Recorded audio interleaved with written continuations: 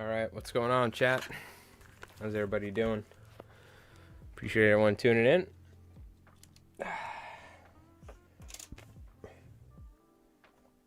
Alright. A little fly tying going for the night. Hope everyone's doing well. Damn it, Jerry. Oh, was it a little quiet? It must have just been a little quiet. The tunes, if you will. What's going on, Frosty? What's going on, Bob? What's going on, YouTube? Twitch? Hope everyone's doing well. Oh, let me move my mic. It's like makes this crazy noise. All right. So what are we doing tonight? It's a good question. In the meanwhile, till we figure out what we're tying, let's take a look at the fly that we just did a video on. Yo, Craggerroll, what's up? I am taking suggestions from chat tonight, whatever you guys want to see.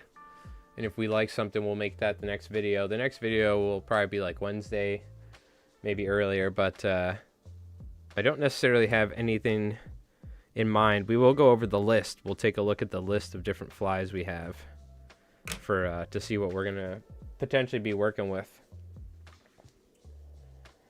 Yo, Jay, what's going on? The snow was 27 inches over here. So it was, I had to shovel. It took me 2 days to shovel. So I didn't like throw my back out, but.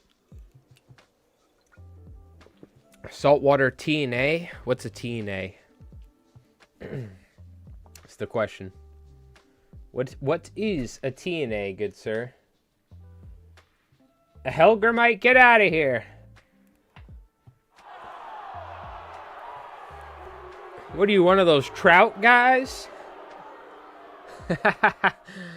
Helgramite, what did you just put a curse on me?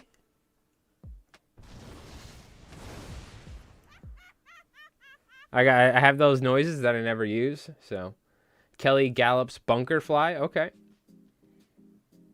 I got 40 inches in Rhode Island. What do you got? 40 inches of snow?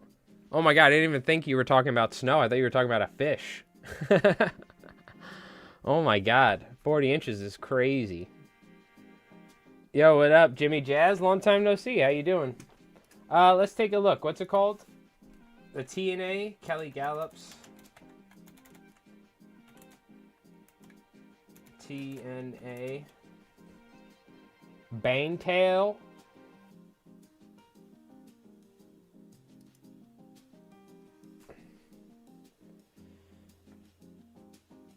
Oh, unfortunately, I don't know if I have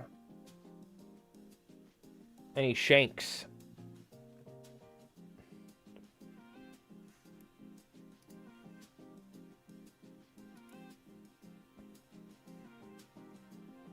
We could tie something. I'll see if we have, unfortunately, I don't think I have shanks. I need to find some shanks. It's just wire. Oh, wire and a second hook. Okay. We could do something like this. I'm not a big fan of tandem hooks in saltwater, but we could do it. I think I do have, I believe I have wire. Yeah, I do have wire. What size hooks? Are we going 4-odd, 2-odd, or are we going 2-odd, 1-odd? I'm assuming it goes larger than smaller for the hooks. Also, I want to switch. We're going to switch to this bright fluorescent orange thread. I do need to make sure, because we have the vertical stream going, that the vise stays nice and center. Hey, Carson. How's it going? Good. Haven't done any fishing-wise in quite some time. Trying to get back in. Okay. Very nice. That's what I like to hear. Working on a lot of guitar stuff in the last year or so, though. Pedal board and some crazy modding. Ooh, very nice. I haven't done any guitar stuff in quite a while, but I might need to start soon because the whole little peacock Halloween special thing that we did, the people on my second YouTube channel and miniature painting stream love it. So we ended up taking little peacock. I actually got to show you guys. We have a little peacock miniature with the ski mask, and we have emus. The people love it. So I actually just filmed the first game with Little Peacock yesterday. And the whole, not the whole, but there's the Conflict 47 Discord. And people are like, oh my god, this is amazing. So everyone's all in on Little Peacock, which I love it. That being said, I may need to make some dumb music again soon. Specifically for Mike Rolls Dice. It's a little bit harder to incorporate this stuff into the Fly Tying channel. But in a for my Mike Rolls Dice channel, where it's miniature related battle reports, I have like little movie scenes going on. I have whatever, you know, tons of music and cinematic stuff. So it's like the perfect, and I'm creating narrative stories. So it's the perfect thing to incorporate some dumb universe Little Peacock thing. So I just started fly tying. What's your favorite fly to tie? Favorite fly to tie is probably just a good old bucktail deceiver by Bob Popovics. It's a classic fly. All right. So I have some wire here. Now, I'm assuming you want to go larger hook than smaller hook, right? So we can use some of this wire.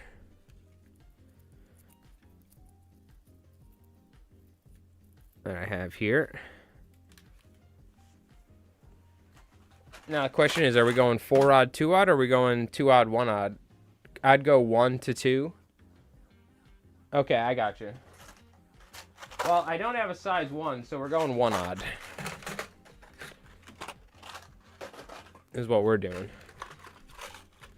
The woolly bugger's great.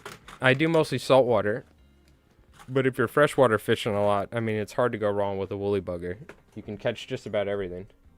Yeah, this is some Surfalon nylon coated. I did a years ago. I did a web portal with a plastisoil on a foil, a webway portal, and has my Archon coming through on a Venom. Oh, that's very cool. So Archon that's what? That's Eldari, right? Like an Eldari character. And is the Venom you're talking about on a is that a Warhammer thing, or are you talking about the freaking Green Goblin guy? Was he like riding like a thing like that? I don't know the Venom. Is that like a bike or something? Stupid space elves. Dark Eldar, gotcha. It's a fast transport. Okay, cool. I've never played against Eldar or Dark Eldar, aka the Drukhari. You're a freshwater guy. Hey, there's nothing wrong with it. We love freshwater fly fishing. Small hook in the back. Of course I know the small hook's in the back. What do you think I am? A putz? Gotta start using old-timey words more often. What do you think? I'm a nincompoop?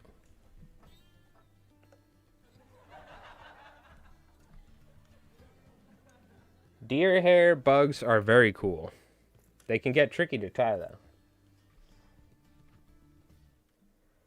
You have said, well, when I said 2-odd, 1-odd, I'm talking about 2-odd in the front, 1-odd in the rear. What do you read? Right to left? Do you read manga?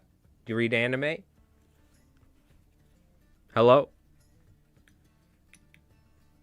Well, I forgot you're a righty, so maybe you would read right to left. Us lefties, we fly tie. We you know. I'm just looking at it 2-odd, 1-odd, but I understand the miscalculation. That being said, clearly I am right because I'm the streamer. Round of applause. That's how it works around here. I just go with like an 8-odd hook in the rear and a size 1 in the front, and it just swims completely fucked up. Everyone yell at Craggerroll. What the hell is this? All right, I don't even know what the fly is. Let's take a look. I was just gonna start tying stuff on there. Yo, Zeke, what's up? Hi, try a bucktail deceiver. We've done many bucktail deceivers on the channel. We're doing something different this time, but we got the video as well up on the channel. Maybe we'll tie one after this. But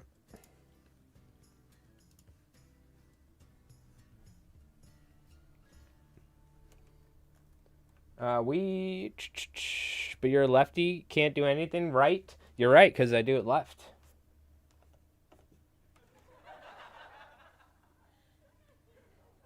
Does he have a specific saltwater version I should look at, or are we just going for this sucker right here? I like the other photo. I don't want to look up instructions. Craggerol can correct me. But what it looks like is schlop hackle off the rear, some marabou, and then I'm guessing some sort of head. Possibly there's like some sort of like flash wrap going on. And then the front section of the hook looks like marabou. Maybe there's like some craft fur or something. And then it looks like, what is this, ram's wool or is it Sendo's laser dub? What do we got going on here? The hooks are the only thing that changes. Where am I tying from? We're tying from Long Island, New York. Laser dub. So what's going on in the middle here? Freaking helicopter flying by. What's going on with this flash here? Is it just schlop and hackle, some flash, marabou, and then some Sentinel's laser dub? Wire. Uses chenille in the middle. Gotcha. So what? In this section and this section? Marabou, chenille, Sentinel's laser dub. Marabou, chenille, Sentinel's laser dub. Happy Friday, boys. Hey, what's going on? Shit. I forgot your name. What's going on, Aquarium? I'm just going to keep calling you. You're like, no, my name is this. Oh, yeah, what's up, Aquarium? How's it going? To be fair, you only told me last stream. All right. It uses chenille in the middle. Okay, we're just going to tie it. We don't need no stinking instructions. No laser dub on the back side, just feather and flash and marabou. Gotcha. Charlie. Okay, gotcha. You're going to have to remind me for about 6 more streams in a row. Okay. Feathers and marabou, eh? Let's see. Let's see what we got. What colors do you want, chat? I have chartreuse, yellow, olive, purple. What sort of coloration? You guys call something out, and I'll whatever I like in chat, I'm gonna go for. I'm gonna see if I have schlappen. I don't know if I do white schlappen, for instance.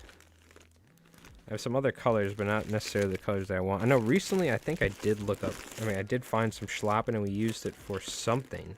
Oh, it was for the. I know what it was for. It was for that crab fly.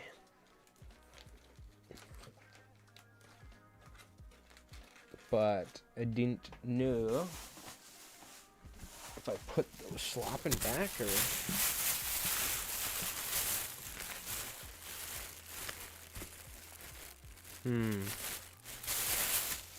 Must have put it back. Well, I got red marabou. Is that red marabou or is that red hackle? That's red hackle. Got so much crap I don't even know about. If I find schlappen, we'll use it, but if not, we'll just use some regular hackle. Just the webby stuff. It looks like schlappen, but it doesn't necessarily have to be. A little bit of that, maybe? Ooh, what's this? This is... There's no way that's marabou. Aha! Schlappen! Pink and white? Oh, shit, I also didn't even think about... Really, what it's going to depend on is what the freaking Senno's laser dub we have. Huh? Without Senno's laser dub, we won't be able to do really just about anything. So, I mean, we could always use a different color for the head, but... Oh, God. I remember moving all of my Senno's laser dub. I need even more drawers. I want it to be like a Willy Wonka factory where I'm just constantly opening drawers looking for material. Like Scooby-Doo or something. Okay, it must be somewhere else.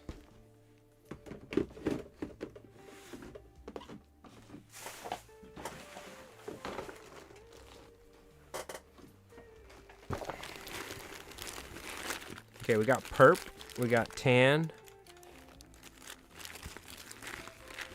We got gray.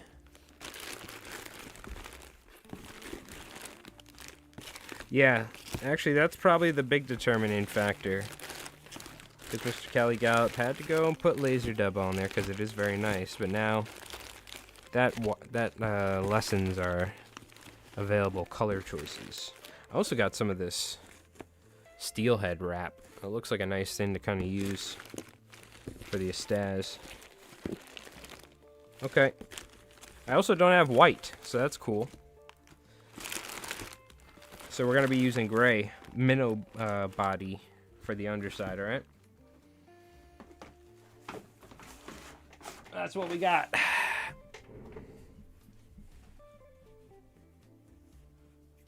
Zoink scoobs. Exactly. Could you tie a soft hackle marabou? One of my favorite tires I looked up to was Jack Gartside. That actually is a great recommendation for a future video. I don't think we're going to tie that tonight, but good recommendation because I would love to cover more Gartside flies. Let me write that down. I forgot about that fly. That's like the perfect fly for the channel because I like the old school stuff like that. Because a lot of folks don't know people like Gartside as much nowadays. Good recommendation. Oh, god damn it, Jerry, what the hell is that? Yo, Brew, what's up? How's it going, man? I made that fly that you posted on the video this week. Not easy to shape correctly, but came out good. Could be cleaner. The most important thing is keeping it sparse. That's really the most important thing. Henry ties his flies very sparse, which I mean is a lot of people do, but it's easy to just want to add too much material in general. So, all right. What the hell are we doing again? Or yeah, we're tying this thing. Also, by the way, I forgot to mention it's the last Friday of the month. No, that's a great recommendation, Colin. I got to look up some info on it because I want to make sure I tie it accurately, but for anyone watching on Twitch, you can !play. We have our giveaway going on. We may even try and do one on YouTube later because I forgot to do one on YouTube via video. We do our giveaways on YouTube via the last video of the month. So that's probably going to be coming out here like next week or something. It'll probably be the beginning of next month, or this month coming up. But usually on YouTube we do a giveaway via, what do you call it? A giveaway via a video. So maybe we'll do one tonight on YouTube via chat, and then we'll do one on a video like we usually do because I forgot to do one last month. So that being said, watch on whatever platform you enjoy the most. But we're we got a roll too. Somebody has to call it. Are we doing follower or sub first? Evens will be subs or some. I always tell you guys to do it, and then I always mix it up. Even as subs, will be first. If it's odds, we'll do follower first. It's odds. We're doing follower first.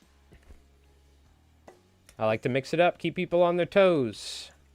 You know what I'm talking about, Jerry? I don't need a sound effect. I'm just gonna crack one open. Listen to this. Oh God. Oh, I hope you had headphones on for that.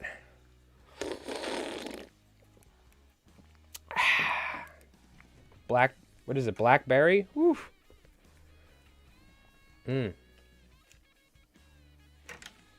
Delicioso. I hope it peaked the mic. It was worth it. It's Friday, you know? Let her rip.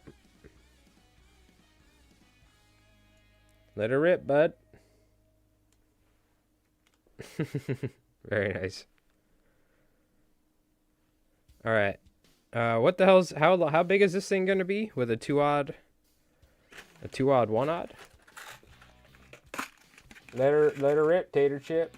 What fly we tying? Kelly Gallup's T&A. I don't want to know what the abbreviations stand for. It's probably something that'll get me banned on Twitch, knowing Kelly Gallup, but so, and don't type it. So I can only imagine. Who knows? But I think we wanted something like this. I guess, with the wire. Where's our wire at? You know, we can take our time. We're not in a rush around here. Raise fly is a great beginner salt fly. Yeah, we got the raise fly up. Apparently, though, I tied it to with too much material from some folks that have had Ray Bondrew come up and say the same thing to them at fly shows. So we might need to do another one at some point. You want the wire really close to the shank because it'll foul? Okay, gotcha. And we want it to go through the hook eye anyway, right? On the first one, so we're going to need it to be a little bit longer. So we kind of want it like this, maybe. I don't think I have a bead, though. I don't think I have a bead. Also, am I on manual focus? No, I'm on auto. Okay. If I might need to put it on manual focus. We'll see. Let's just go extra long because we're going to double it over, fold back through the hook eye. Especially if we're actually fishing the same salt. He put a bead, but you don't need it. You know, I do have, though... I had those, like, weighted bead type things. Unfortunately, I really just got to buy some freaking beads, dude. I got to go to, like, Michael's or something. Because I've been meaning to. I'll take a look. I don't know if I have any beads. Unfortunately.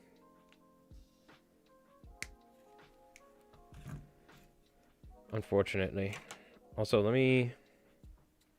Okay, now that we got that, we're tying the back hook first.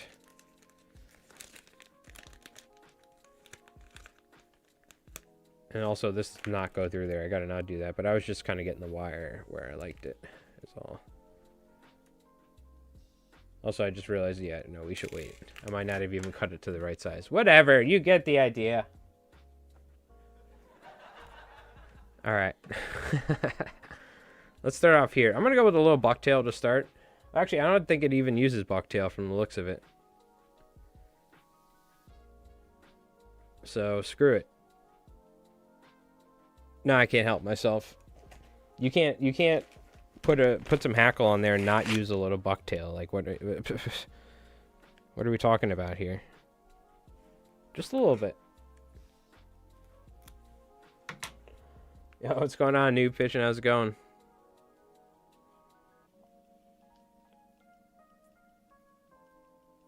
Yeah, sooner than later, Ally Flies Mike will be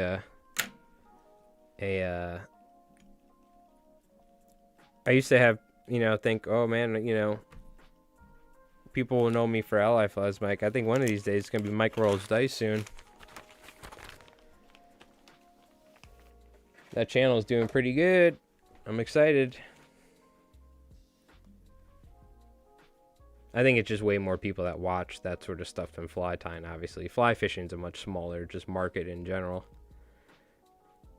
That being said, we have some awesome stuff planned here for the channel. So I did talk to Henry Cowan. We're going to have him on the channel here at some point. We're going to, we have more discussion videos too that I need to start working on. I wanted to cover a couple flies first. I can't do those hour-long videos in a row. I need a break. It's just like too much. It took me like a week of work to get that video done. But yeah, now I got this channel and that channel, so I'm trying to do a video a week on each. But we might try and bump it up here soon with some more fly tying videos. I just had to get some actual fly tying done. But now soon I have to start doing mullet flies, so, or roosterfish flies, so. But no matter what, we're gonna have at least one fly tying video a week minimum. So we'll see, maybe more. Luckily, it's not very hard to film and edit a fly tying video. It doesn't take me too long compared to the discussion videos or like a battle report.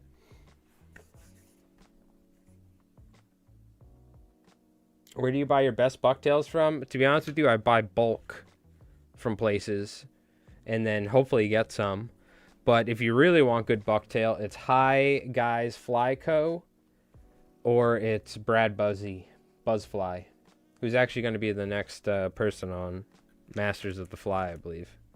The Dan Blanton, Henry Cowan one was just recently, or just the other night. So I'll make sure to link it on a post when it comes out, because I mentioned it on that video. It's only if you want to extend the body a little bit. Yeah, true. You know what? Maybe I shouldn't have this too long. I just put it in there for a little bit of... Are you talking about something else? I'm talking about the bucktail. I put it in there for just a little bit of support. But I also got to remember, this is like the rear hook. I can't make this too long.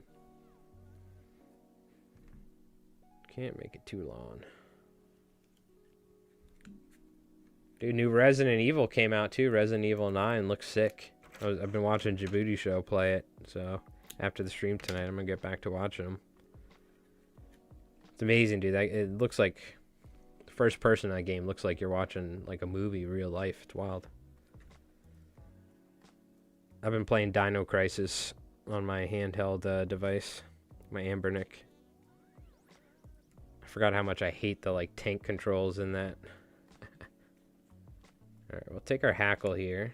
These are kind of small. I kind of wish I grabbed another one, and I might grab another one here. Will you be at the Lancaster Fly Show? No, I only ever go to the New Jersey one. Is the farthest I'll go, and then there's a Long Island Fly Show, not the Expo, but or the Long Island Fly Expo, I should say, not the show. The show's the big one, but I don't think they're doing that one this year. So I went to the New Jersey one, but I don't really, you know what? I don't really like doing the shows.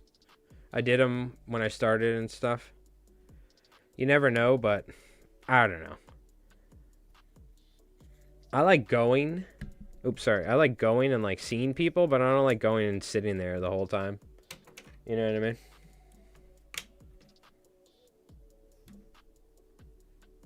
I like going and talking to people, but I don't like going and like sitting for 3 days in a booth or something. It is fun talking and seeing everybody and talking, but I'd rather just go for a day or something, but that's way too far. I did a Philadelphia fishing show once, and nobody really cared about fly tying, so we never went back to Pennsylvania for fly fishing stuff. It wasn't a fly tying show though, so there is that to be said. Everybody was like musky fishing and stuff in freshwater, so they didn't want our saltwater stuff, but all the musky guys were like, whoa, you're tying hollow flies. They were like just talking our ear off, and they loved it. We were just talking about flies, but we didn't sell a ton, unfortunately.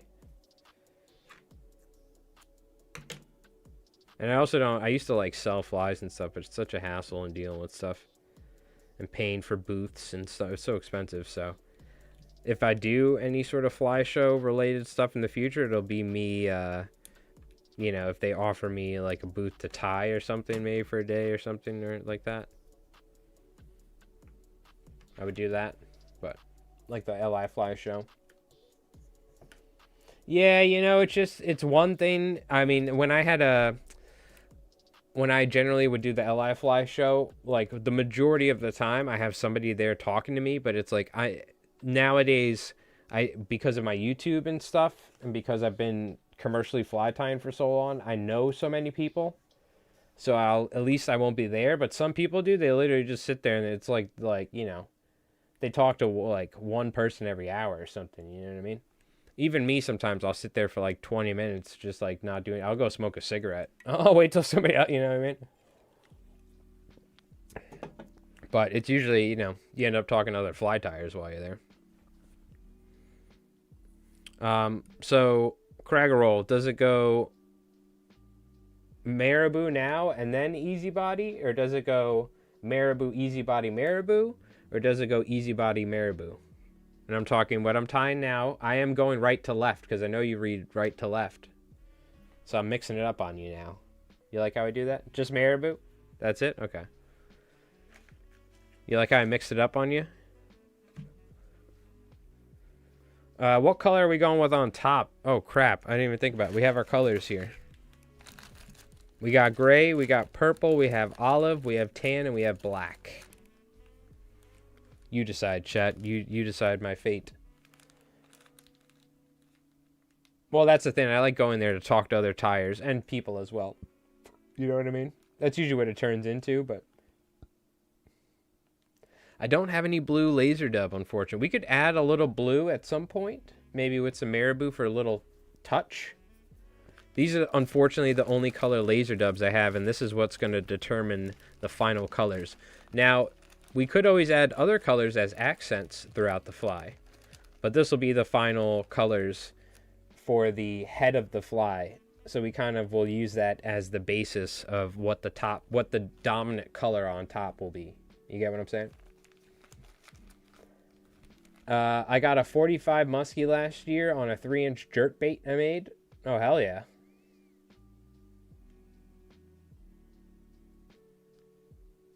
Olive, since I have matching chenille. Yeah, we could... Olive's kind of the safe pick. So that means we could use some olive. I mean, that means we could use some yellow. We can use some pink marabou at times if we want. You know what I mean? Is it just marabou? If that's the case, I'm going to do 2 collars of marabou here with different colors. Maybe starting off with white.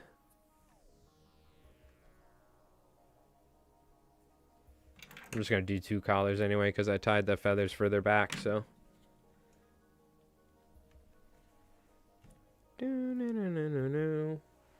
Turn up the music a little. Yeah, what the hell's going on? Okay, here we go. Marabou should go about 1/3 of the way back. That's about, looks about right. Go a little bit shorter on the belly.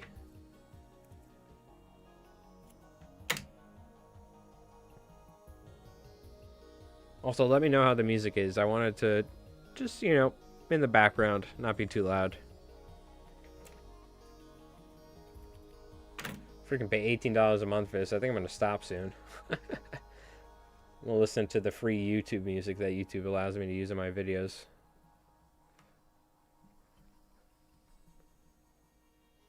I might stop doing that and put that $18 per month for Restream Premium and start streaming in 1080p, because it seems like their service is so good that whatever, as long as I have a somewhat stable bit rate and it goes to their servers, it seems like they restream it at like in such a good quality without any issues. So I might try and up the resolution so you guys, or go from 720 to 1080, which would be a big difference in what the stream looks like, especially with the camera I'm using. Mullet colors. Yeah, olive, and we can use some, I think we'll use some like yellows on the top. Maybe we go yellow now. We'll save the pink for like the cheeks in the front or something.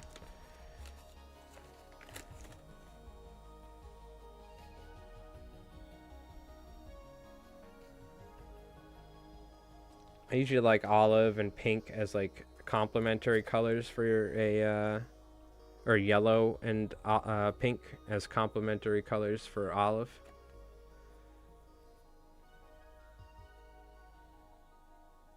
We want this to be slightly shorter than the last marabou as well, kind of creating a little taper.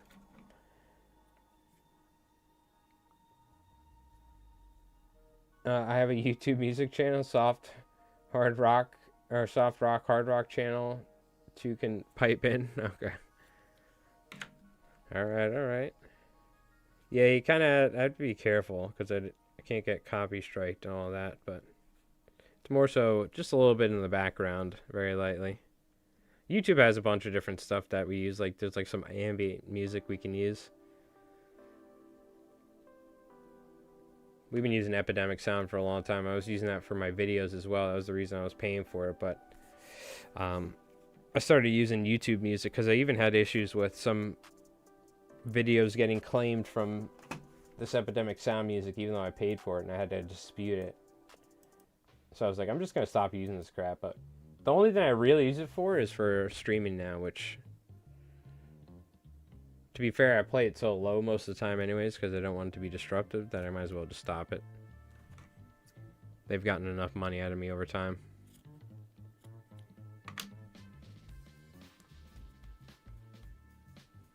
To be fair, we don't even need music. I just like having some music in the background for me, you know?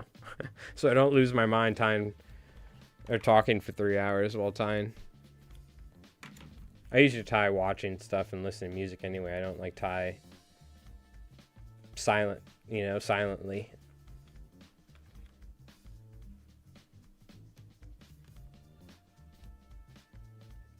Alright. Oh, this is going to end up looking like a bomber or something.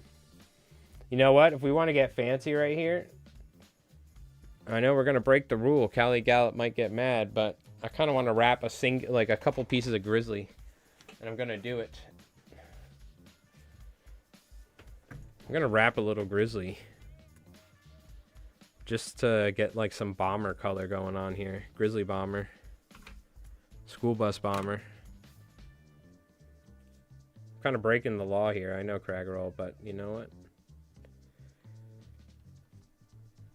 The rules are made to be broken.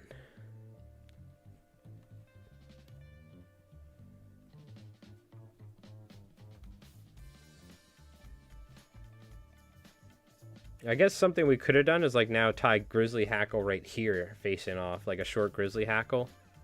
We might do that on the next one to get that bomber look. I don't want to wrap too much.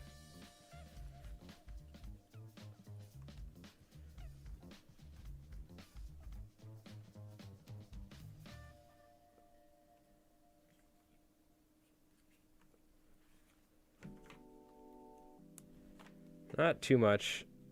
Just a little bit of like grizzly color on there. Like so. Put some rubber legs on the side. Whoa, whoa, whoa. Hold the phone now. Okay. We're tying a baitfish fly for stripers. We're talking rubber legs. What's the next thing we're going to do? We're going to start putting Helgramites on it. We could do some rubber legs. I don't think I'm going to, though. That is something you could do, though. I just don't want to with this. I don't know if I like the hackle on it, honestly. This also isn't like the sort of hackle that is like intuitive for wrapping as American Rooster. I kind of need a different hackle though, but I don't like that. I'm taking it off. I'm vetoing it. Do I have a different hackle that I could wrap? Oh, smacking my head on the microphone thing.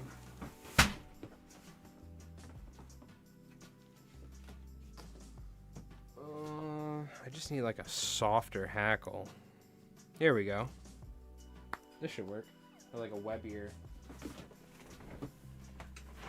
Oh my, I have this thing to organize my miniature paints and it fell over and I tried lifting it up and all the paints fell out of the rack. You gotta be kidding me. I'm blaming it on Jerry. That's on Jerry. There's like 40 paint bottles, little paint bottles on the ground that I have to reorganize by color. Damn it.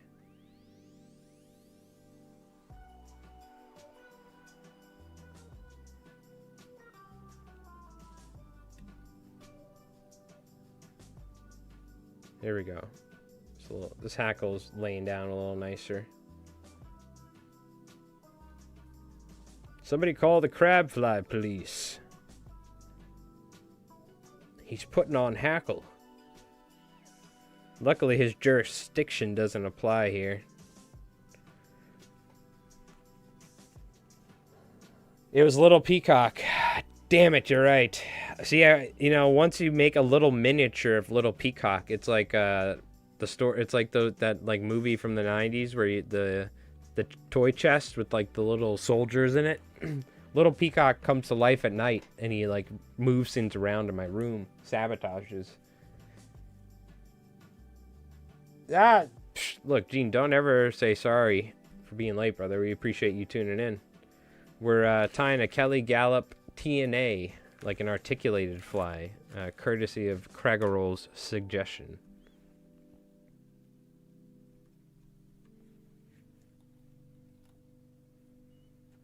Let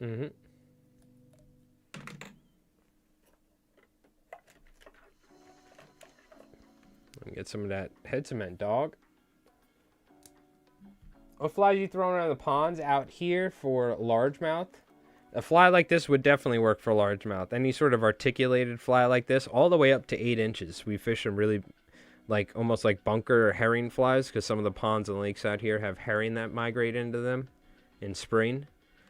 But yeah, anything from, I don't fish like clousers and crap. I usually fish during the summertime. I'll fish like mice flies and frog flies, even something like this, just a little bit shorter and with a weed guard on it. Works really good. And throw it in the lilies.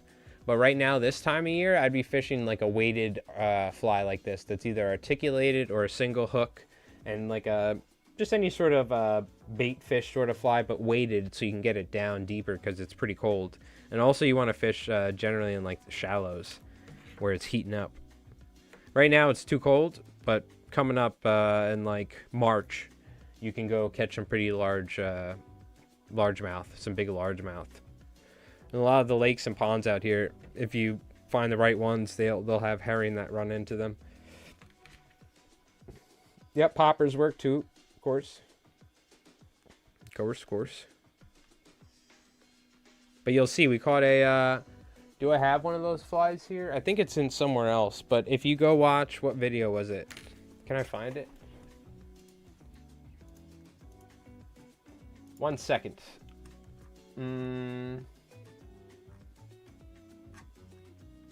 It was last year with Mark, right? When the hell was that? Oh yeah. Damn, dude, we made a lot of videos. Was it? Ah, is this one?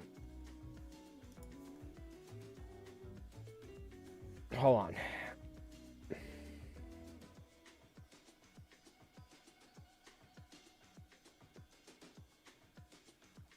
Freaking making me watch ads. This was in March here on Long Island. This is Mark Sadati.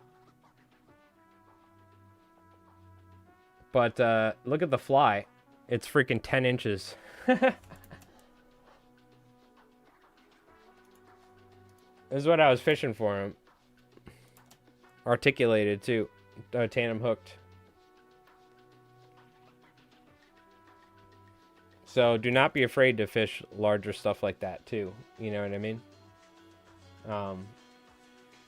Because we have herring that come into the ponds, and we saw the osprey diving like crazy. And we found out from somebody local that they were like, hey, they're eating herring in this pond or whatever. But still, they can eat smaller bass. They can eat bluegills, right? Like, you forget how like a largemouth can fit a huge fly in its mouth or a lure, you know?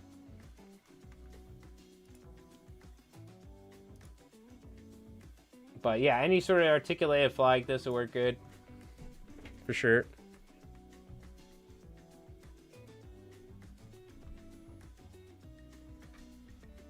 This is a 2-odd. Now, do I want to put lead wire? I feel like I want to put a little lead wire on the shank on this after I wrap this down. How close do we want it? Like this? I kind of want to see if I have a bead as well now that we talked about it. Yo, Shacky, what's up? How's it going? How you been? Let's look for a bead of some sorts. I don't know if I have any, though.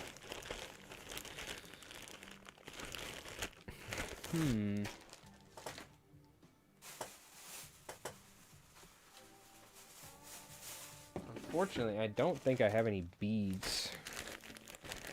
So I'm not going to spend forever trying to look for them either. Nah, I'm not even going to worry about it. We'll just tie it on there. Ken Moore says you're the man to ask. All right. What do you call it? I used to do a lot of largemouth bass fishing back when I was just getting out of high school and I like got my first car. We would of course go saltwater fishing, but I had a canoe at the time too. I got a Ram 15 from doing a job helping somebody. And so we'd go to all the different lakes and ponds. And we got pretty good at it. Mice flies, frog flies with weedless during the summertime, and lilies. and fishing deeper water and stuff. We used to fish nighttime as well, fishing the chatterbaits. We were regular fishing, not fly fishing, crushing huge bass, smoking doinks. But what do you call it? There's a lot of shallow water sort of pond fishing. You fish like the edges, the banks. You got the rivers that you can fish here on Long Island that have bass, not the trout ones, but different. Of course, there might be some bass in some of the other ones, but I don't know. But so there's a lot of like weedless sort of shallow stuff. But there is some deeper water fishing as well. There are some ponds and lakes out here that have 50, 60 foot of water, and that's where you can go with like sinking lines. But I'd say generally most of the fish you're going to be catching are anywhere from like 12 feet to like 2 foot or a foot of water. Like 12, 14 foot is about the deepest you're going to get them with the fly a lot, unless you're fishing a sink tip and stuff. Some sort of weedless weighted fly. But you can fish like 10 foot of water, like, you know, a deeper section of like a cove or something where it opens up, for instance, and then use like a weighted articulated fly, something like this, or so, you know, whatever the fly I just showed you. And also, if you're fishing in a boat, which I'm assuming you are, is troll your fly off the back as you move around. You're gonna catch a lot of fish like that. You'll find out where fish are bedding or where they're hanging out too, you know, where they're posting up, because I've caught so many fish trolling before. Now here's the thing, like I want to put the wire through here, but it doesn't leave me like, I guess I got room. Doesn't leave me a ton of room for my mono, but so is that good or is that too far when you're saying you want it super close? Because I'll tie it like this essentially, right? Or do I want it closer, like...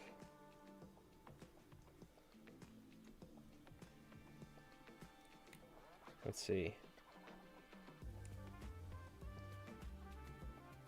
Nighttime largemouth? Yeah, nighttime, especially in June and stuff like that.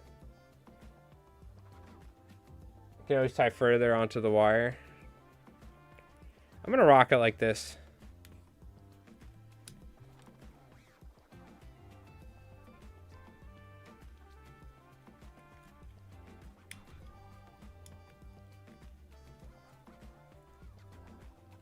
Let's see, we can adjust it.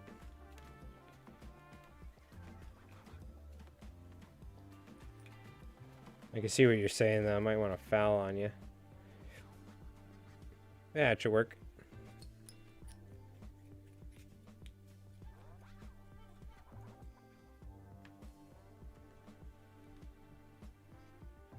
Okay, I'm gonna cut this shorter, but I'm gonna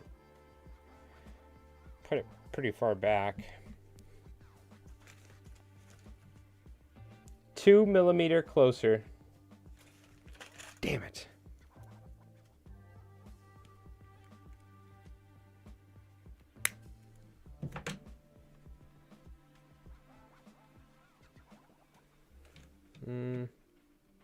That'll work.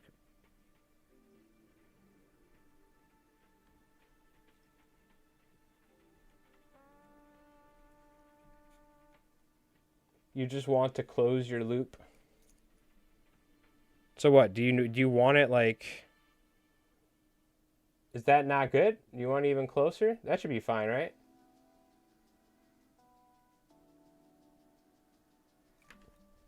Yeah. The main thing is, as long as your wire is laying flat, you can wrap both at the same time. But they have to be positioned flat, you know what I mean?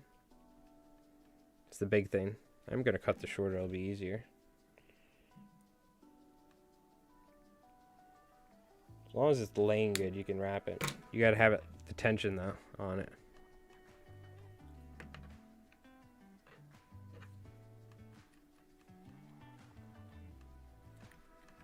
Okay, that should be good.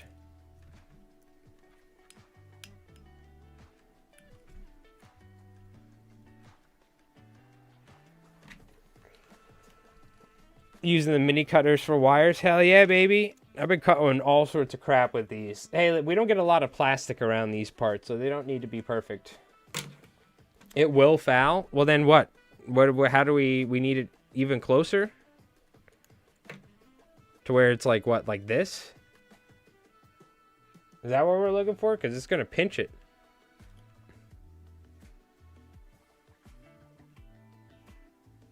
Yeah, the wire is pretty darn stiff.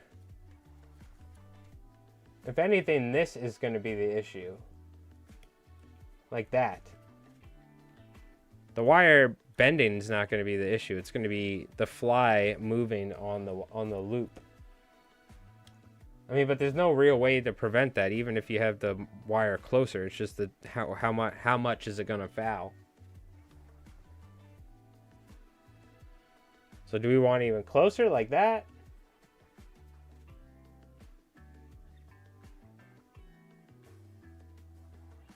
Tie down the shank of the hook a little bit. You're talking about like this?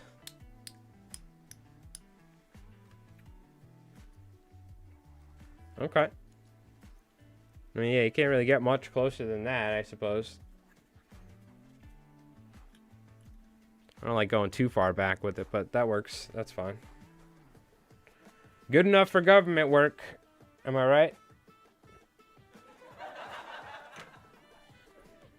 All right. So where does the Estaz get involved, huh? Do we do Marabou first, or do we do the Estaz? We do the Estaz in the middle, you said, right? Man, I kind of want to do one of these suckers right here, though. You know what I'm talking about, dog? Might do one later. Throw a shorter feather grizzly on there. Tempted.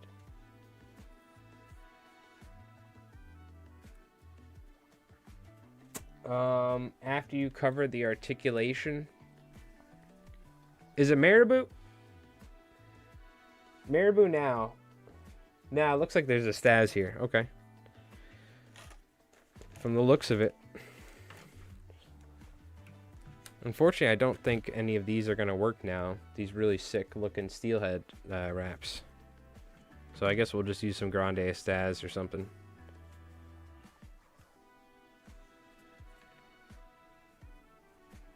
Looks like a Estaz right now, at least. That stuff looks way longer, though, than what I'm using. Unless that's just a smaller hook.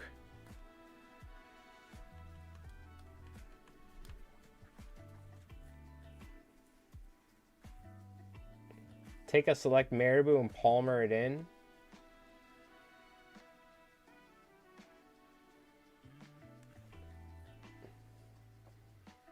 Yeah, but we're going for two different colors, so that doesn't work. It looks like the Estaz is right off the back. It looks like it goes Estaz, then Marabou.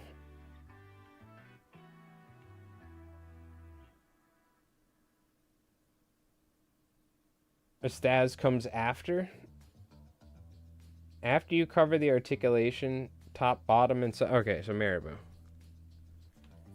Yeah, but the colors aren't going to be that nice. Yeah, it's really, really, really long. Okay, I see. So then it goes Marabou, Estaz, more Marabou, laser dub? Or is it just Marabou, Estaz, then the laser dub?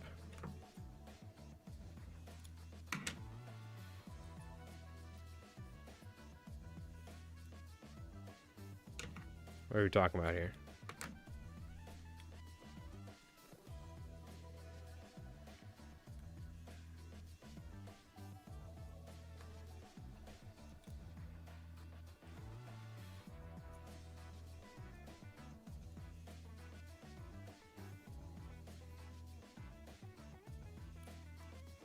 Gotcha. Oh, I want to see the transmission. All right? Because I want to know when the aliens are coming. I want to get ready for them. That's why I got all the satellites and the tinfoil. No, I got you. You don't want to see the transition, of course. I'm just curious how Kelly does it. I bet you I could just tie this in a slightly different way. It'll swim virtually the same way and be just slightly different because I tied in a Estaz here, added some Marabou, and then did this and that. I could probably tie the fly off stream. You guys wouldn't know the difference when you looked at it done. I might want to... feel like should I actually be like slightly farther forward with this? Let me just take this last tie and move a little forward with it here, I guess. Like this.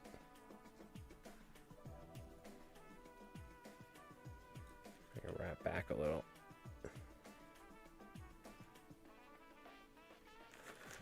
We can go with some more yellow now.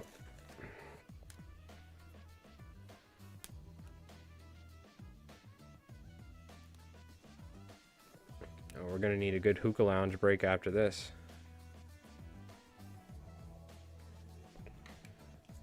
Yo, what's up, Banana? It's only like 2 wraps of a Staz. Gotcha. Yeah, I think we're gonna have to use the steelhead stuff because it's like super low on a Staz. Way longer than usual.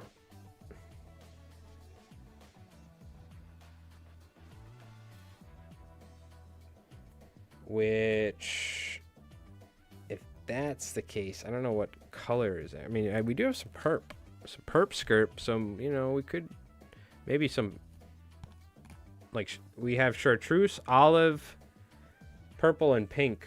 Or, like, I guess it's just chartreuse or olive, one or the other. Do we go pink? Or do we go purple? Some chromatids? Okay, okay. They already came to visit. Many have been examined and teleported back. Ah, the probing. Yes, of course. One day they shall come for me. Alright. Let's, alright. So if we're gonna go olive, then screw it. I'm gonna go with some chartreuse here, and then we'll use some greenish color to Staz. Executive decision. I'm doing it.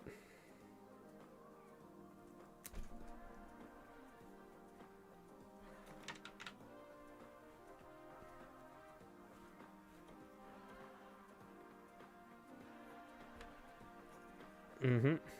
True. The probing trials of 92. Mm-hmm. Mm-hmm.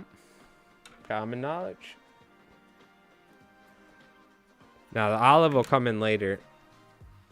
Or are you talking about for the wrap? Yeah.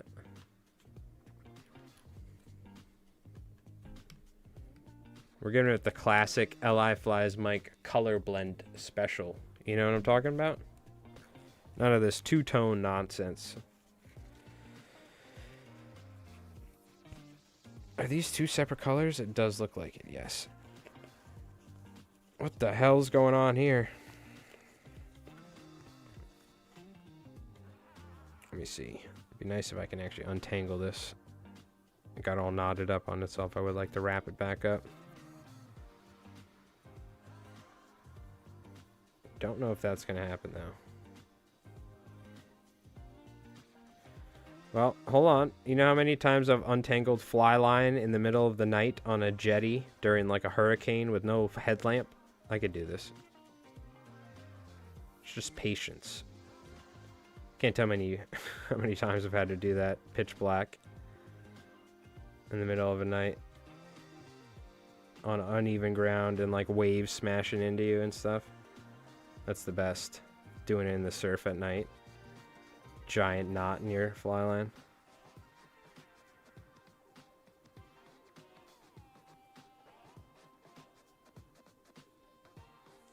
Because you got like 80, 90 feet out and you're blind cast, and over time, like the fly line just gets little twists in it, and then next thing you know, your line gets like, what do you call it?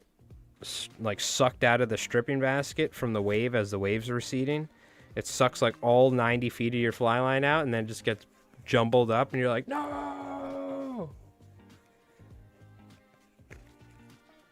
What do you do if you're colorblind? I don't know. I'm not colorblind, so I couldn't tell you. The sexy shad. This is the smelly shad color combo. Yeah, well, let me tell you something. You know, you leave that shad out for a day or two, it's going to stink. You know what I'm talking about? I just like doing a palmered feather there. Gotcha. I gotcha. Whatever floats the boat. I could see that. Create like a little cushion for the marabou. Maybe to start before the marabou. Do a palmered hackle at the intersection.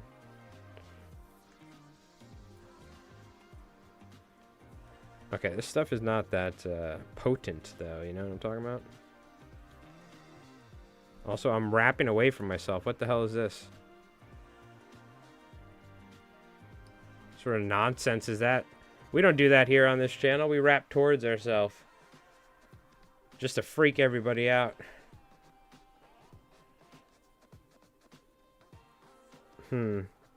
Yeah, it's not really doing much. And I don't want to wrap too far. I'm trying to think, do I have anything else? Almost like a dubbing brush we need or something. I just don't have this sort of crap. I'm not even going to use this. I know what to do. Screw this. Screw you, Callie Gallop.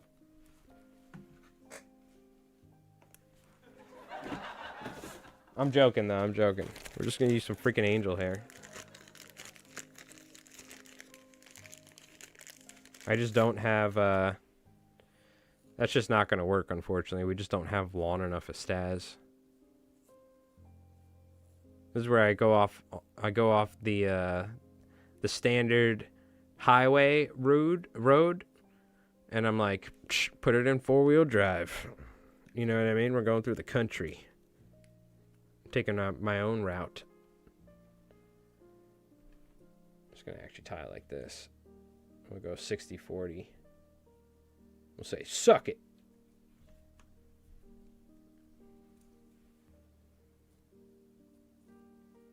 Let us all just listen to this piano piece. Polar Ice Chenille. And think about what Kelly Gallup has done. You see, I'm sure he's a really nice guy, too. Just being such an ass.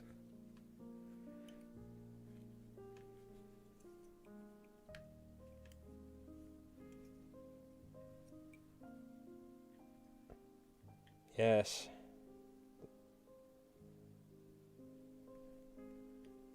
The music of angel hair. Wrong turn, LI Flies Mike Edition, where we purposefully trespass on people's property in states where you can legally get shot. Mm-hmm.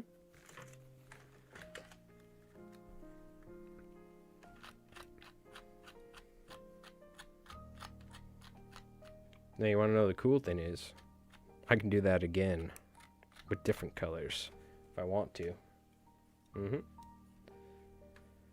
If I want to. But do I? 'Tis the question. Might go with a little color on top. Also, I just might move slightly forward, do it again, just to build it up a little bit. Overly aggressive gear fisherman. Only fishers with guides. My true arch nemesis. Wearing like a Sims shirt too.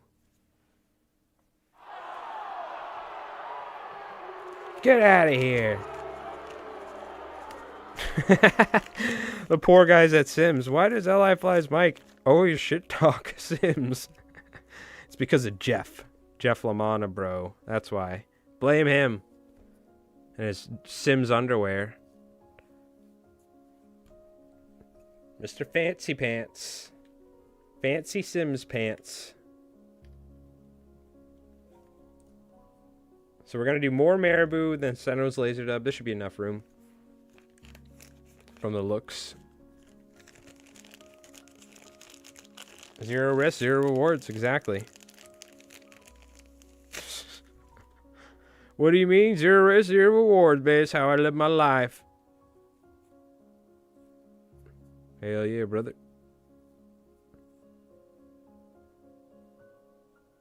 Probably don't need like a ton of this. How about a pound? We don't need a ton. No, we just need a little. I almost need a little bit more of this stuff too. It's not very... It's a little weak. Let's get a little bit more in there. A little bulk. I'm building it up. I don't care. I like it. You can call Kelly Gallup and tell on me. Okay?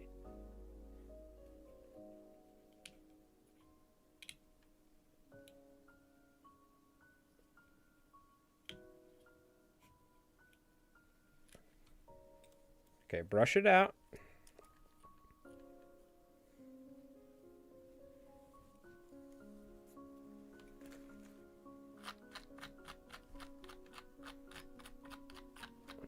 Brush it out.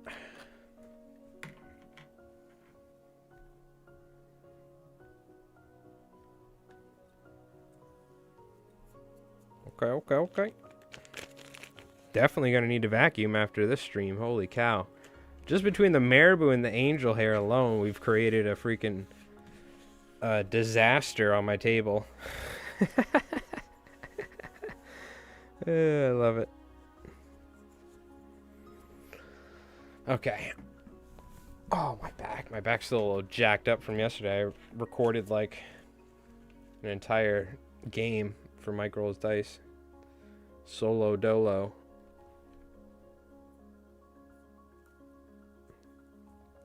The premiere of Little Peacock. The world premiere. Alright. More marabou.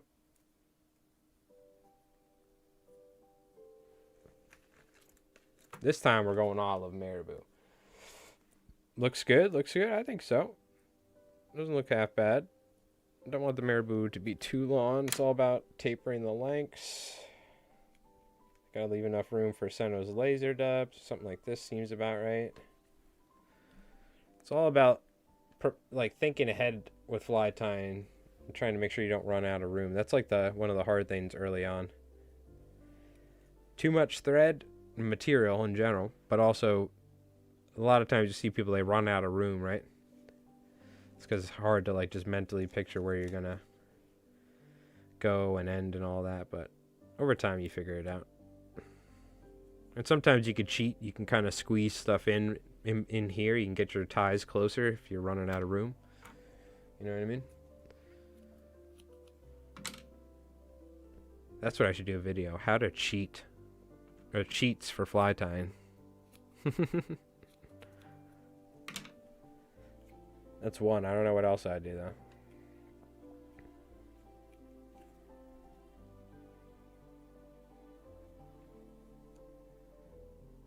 I could have actually probably I am going to slightly move forward a little bit because I do have a little room. Speaking of which, we can take our time here. I'll move slightly forward like this.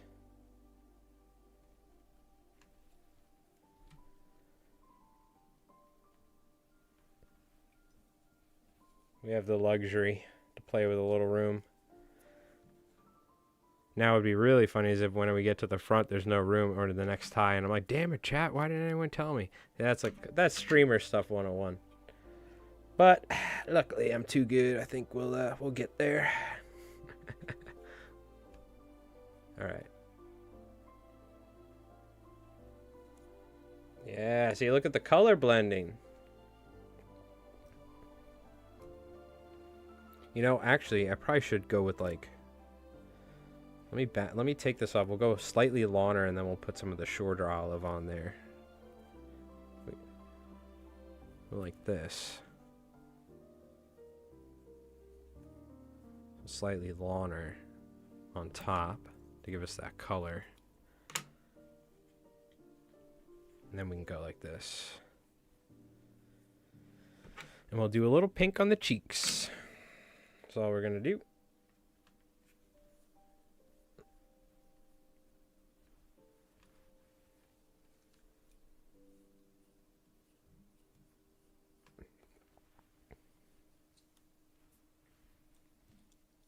Small amount of pink on the cheeks. I'm gonna spread this actually around, this white. Cover the sides a little bit as well.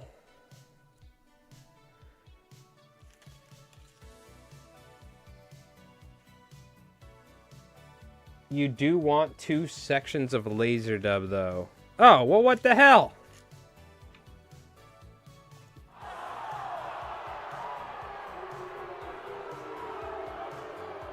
Well, you think that would have been important to tell me, Mr. Craggerroll?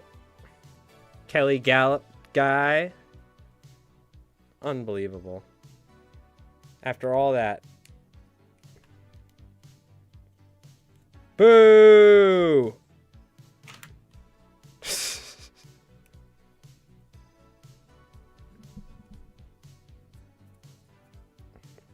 You're tying on size 10s and 20s? Yeah, we got to get you on the big boy hooks. Tying those Helgramites.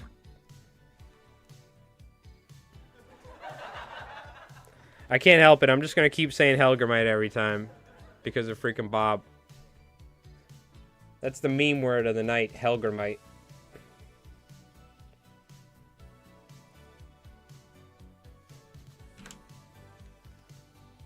I think 10 is about 10, like 12 is the smallest I will tie. I refuse to go smaller. And I'm not like doing that for fun either. It's like, okay, maybe I want to tie a dry fly. But I refuse to go smaller than a 12. If the trout won't eat it, then guess what? Screw it. They're not going to eat it. I cannot, I can't do the size 20s. Or even like, I've tied on like 16s and I'm like, dude, screw this. This is for psychopaths.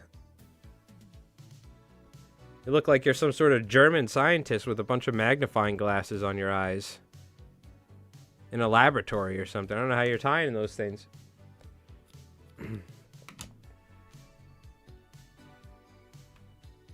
Ah, I see. That work gotcha. So boo this man at work. No, I'm joking.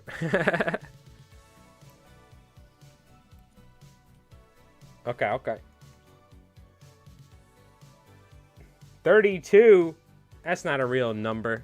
Hook number. That's fake news. If you see guys tying size 32s, I'm calling the FBI on them, okay?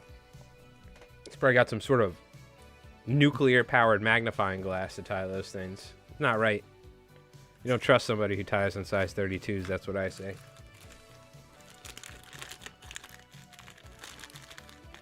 What's going on, Sunil? We fished 20s, 22s, 24s on the San Juan River in New Mexico. I know you guys fish small flies for trout. It blows my mind. I don't know how people tie on that stuff. Mind you, I've spent like the majority of my life tying, what do you call it, saltwater. But I have attempted to. It's not like, I mean, I have amazing thread control. It's not like I can't, but it's just like, it's crazy. Scaling it down, it just is so wild. I love trout fishing. I love all that stuff. It's just we don't have the opportunities to do it out here, so I really don't have a reason to tie flies like that, you know? I don't want to go too heavy with the 7-nose laser dub then if we're going to go double heads, right?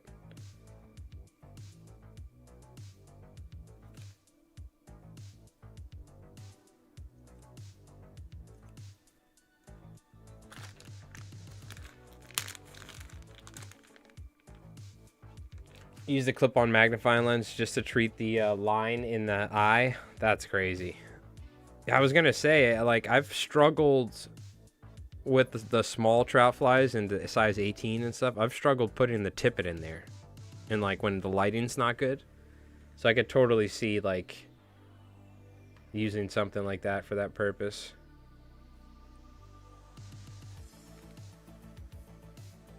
Yeah, I can't talk crap.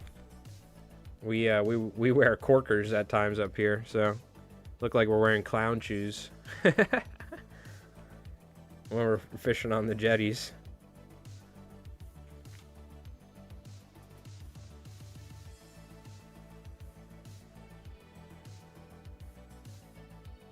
I'm actually going to do a very small amount of super glue on the inside. That's kind of what I like doing. It's a little risky. It's a little risky. I'm going to use my bobbin just to be safe. That looks like the right amount. I think so. I think if we go any heavier than that and we try and do 2 ties, the fly's not going to swim properly. I kind of wish I put lead wire on here anyways. I didn't. Does the fly not use lead wire at all? It also probably uses a slightly smaller hook. Kind of wish I did some lead wire wraps though, just to keel it, but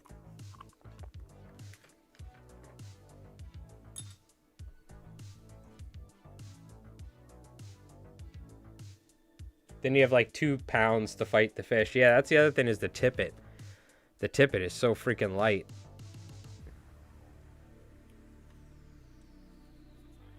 I'm not used to that at all.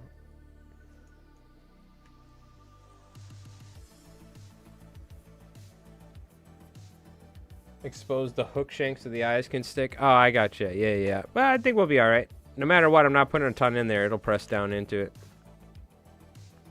Plus, I'll do my liquid fusion trick after. Or Johnny King's liquid fusion trick after.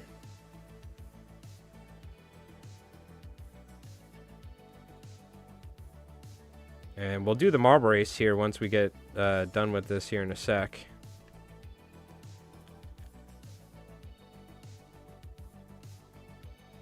Because we're going to take a break here soon. I'm going to go grab another drink because we've been sitting down for like... I can't see because everything's covered up. Oh shit, where's my Twitch? What the hell? Hold on, give me a sec. My Twitch thing disappeared. Twitch dashboard disappeared. What the hell? Jesus Christ. Oh my god, I just saw on the front page this girl had the largest like fake breasts of all time, like unhealthy sized. Holy crap. Fucking thank god, like Twitch, you gotta chill out, bro. Like thank god I didn't have that fucking pop up. Twitch is out of its mind. Alright. Fucking freaking maniacs. Bunch of gooners. Alright.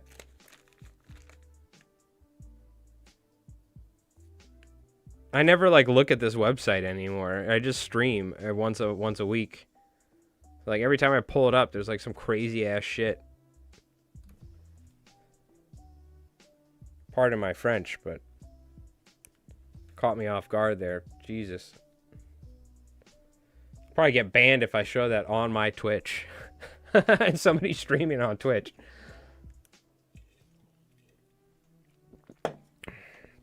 Okay.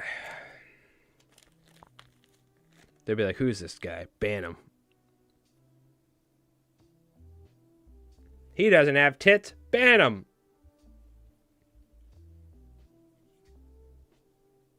Now, are we trimming this? I probably do want a little extra then.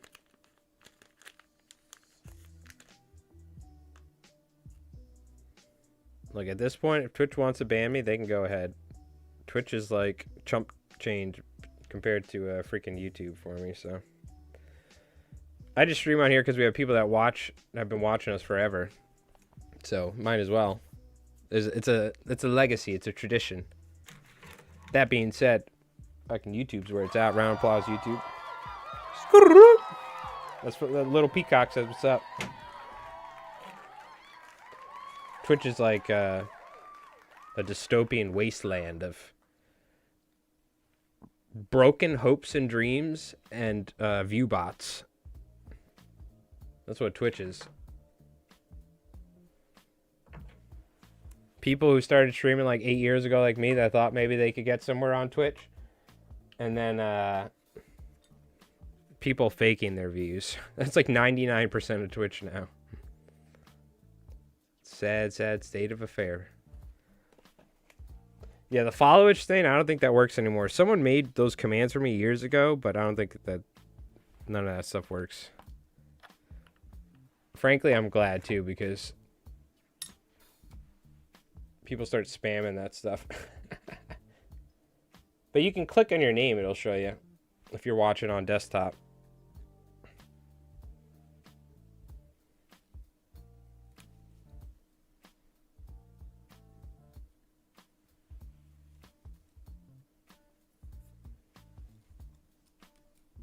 She kind of made a little rainbow trout fly right here. Fished this in the outflows of the Carmen's River for some stripers. 24, there you go. I started streaming in 2018. So how many years is that now? 8 years? Yep. 8 years. That's when I got an affiliate. So that means I was streaming for a year before that. So I've been streaming for 9 years now.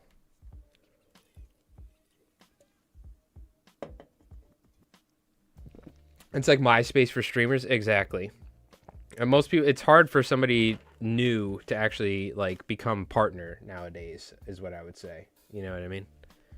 I need to get 75 minimum viewers to become a partner. I've never been able to do it. There was a time where I was close. I was getting like 50 viewers per stream, but getting 75 is like impossible.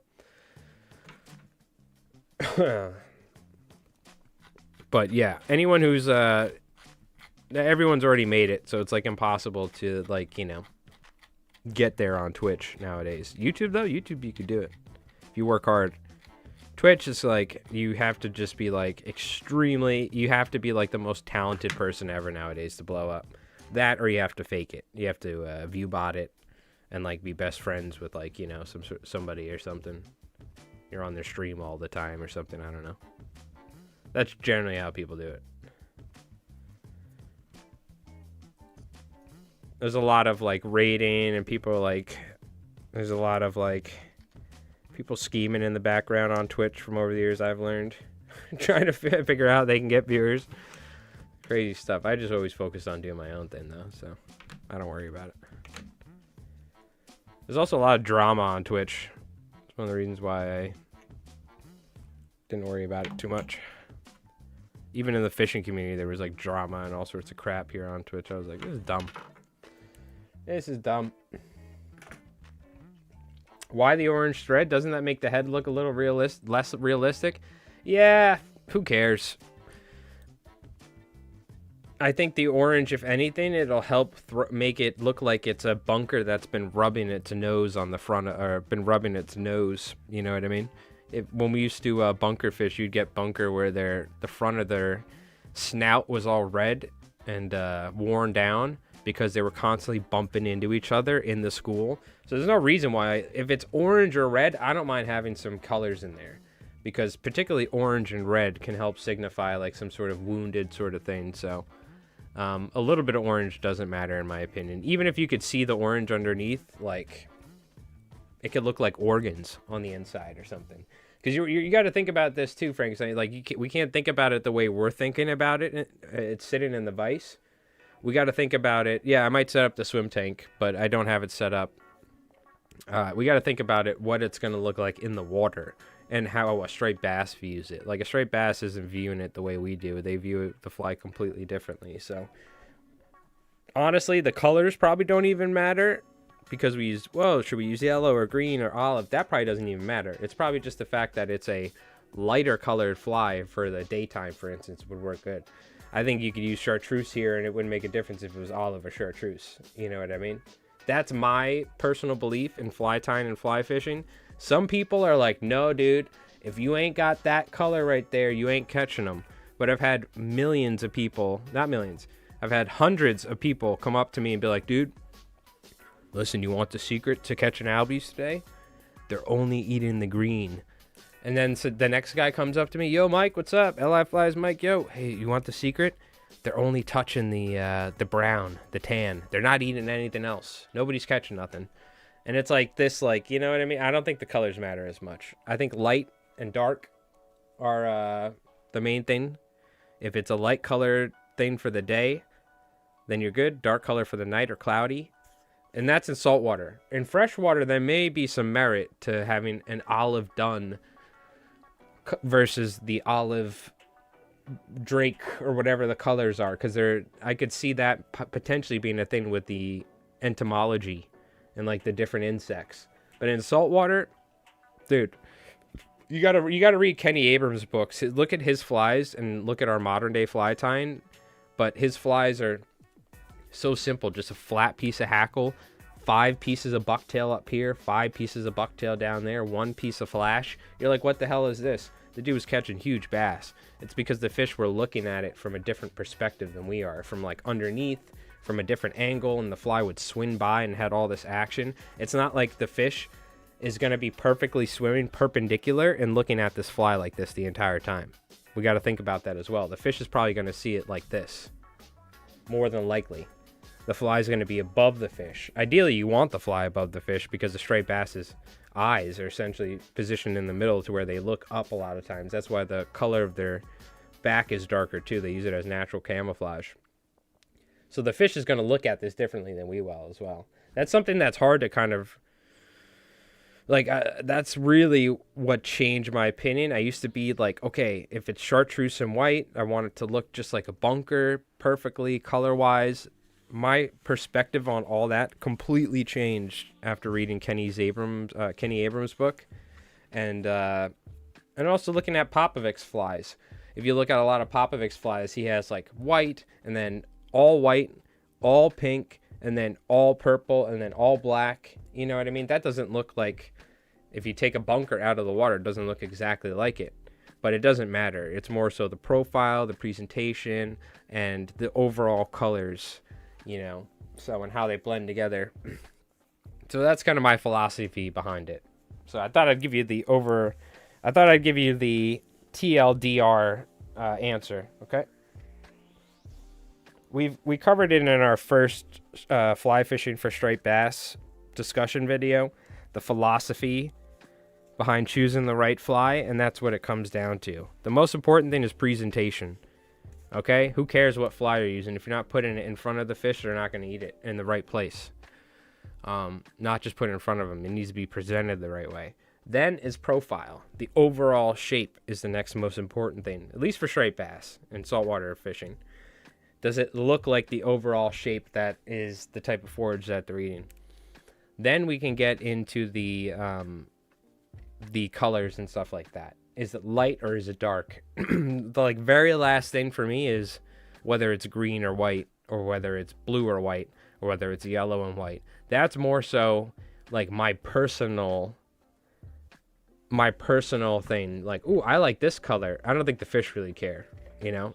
And it's hard to say like, well, I catch more fish on the chartreuse than I do the other colors. Well, you may just be fishing the chartreuse more because you're more confident in it, right? So there is some merit to say, though, there are times where it seems like one particular color does better than the others. You see this a lot in plugs, too. There's a lot of surf fishermen where it's like only one color plug works. But in my experience, when it comes to fly fishing, it doesn't matter as much. It really doesn't matter as much. So I've been fishing this bait ball for a week and still can't get anything to hit the fly. Oh, I forgot you're fishing somewhere exotic, right, or something? You haven't seen anyone catch anything either? A lot of original patterns came from birds and materials that were available to the region too. True. Okay. We're not done yet. We got to glue some eyes on and all that. So we'll do that real quick. And yeah. Then we're going to take a break. I'm ready for a freaking hookah lounge break.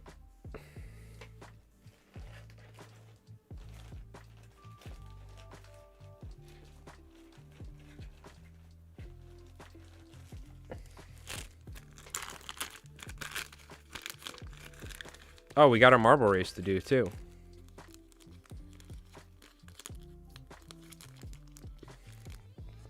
Alright, what do you think, Chad? Are you guys super big believers in color? Or do you think it's like me, where it may have a big difference, but it's a big difference to us and not the fish? It's light or dark is really what matters when it comes to colors, but that's me. Some people, and if you believe that color does make a huge difference, I will not disagree with you. Nobody is 100% right in fishing. That's why it's fishing. You can't ever be like, I can 100% say without a certainty of a doubt that this is what happens when you do this in fishing. It's very hard to say that. I don't think anyone could say that. Are we trimming this, by the way? I see it's like slightly trimmed. Shit. I just put some glue on there. It looks like it's trimmed, huh? So what, am I trimming it? Like top and bottom a little? Or am I not trimming it?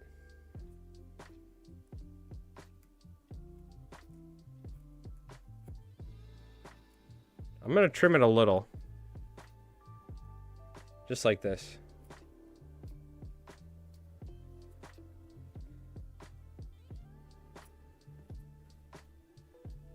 There you go.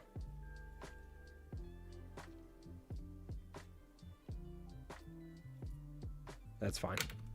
I'm not doing it anymore.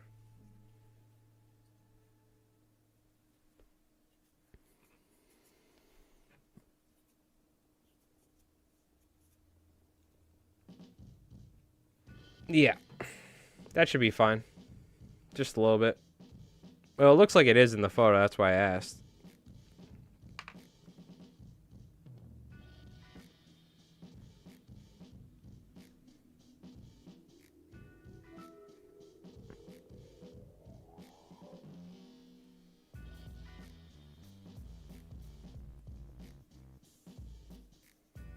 I can always trim it after, too.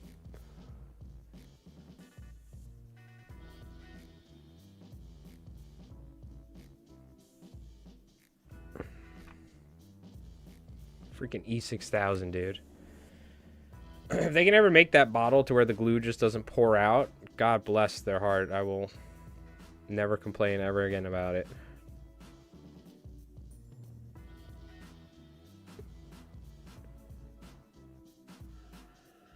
He pulls it straight out, all vertical, and then trims it to shape? Okay, well, I could do that after. I don't mind a little bit of bulk on the sides.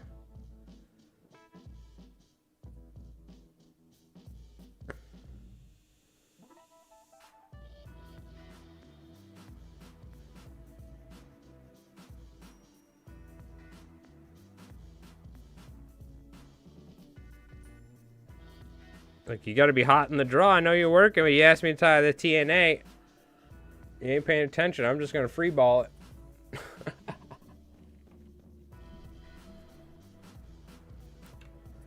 So now, I can do it like this.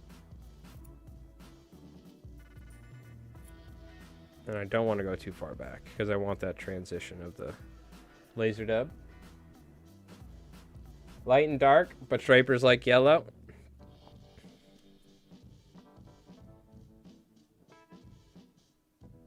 Yeah, one of my favorite colors is blue, pink, and white for a striped bass. Or all pink.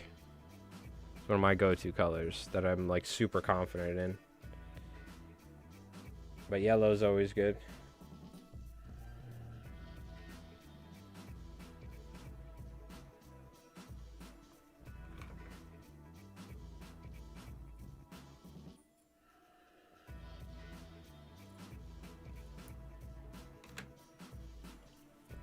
Okay, okay.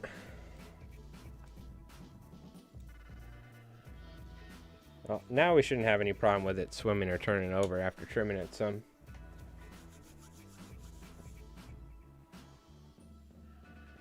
And I can't do my job and yours. Bullshit. You telling me you're not putting enough effort in, huh?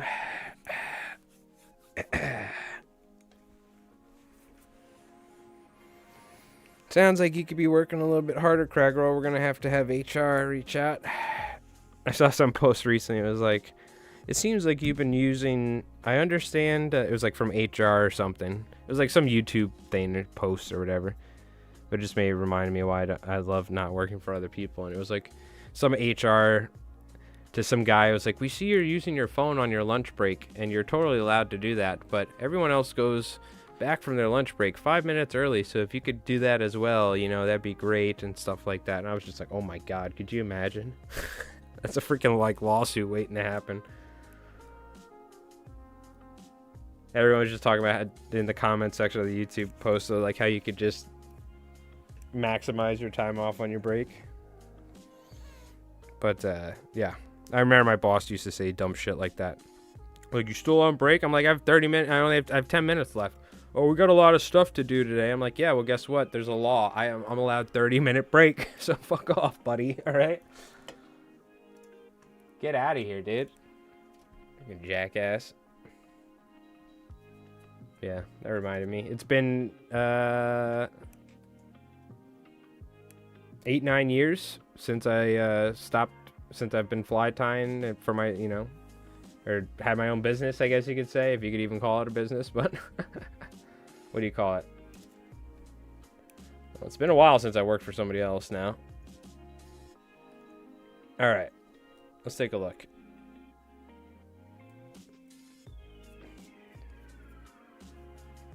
Let me see if I can get a little zoom in too.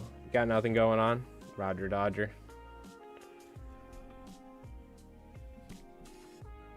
Let's get a comparison between the two.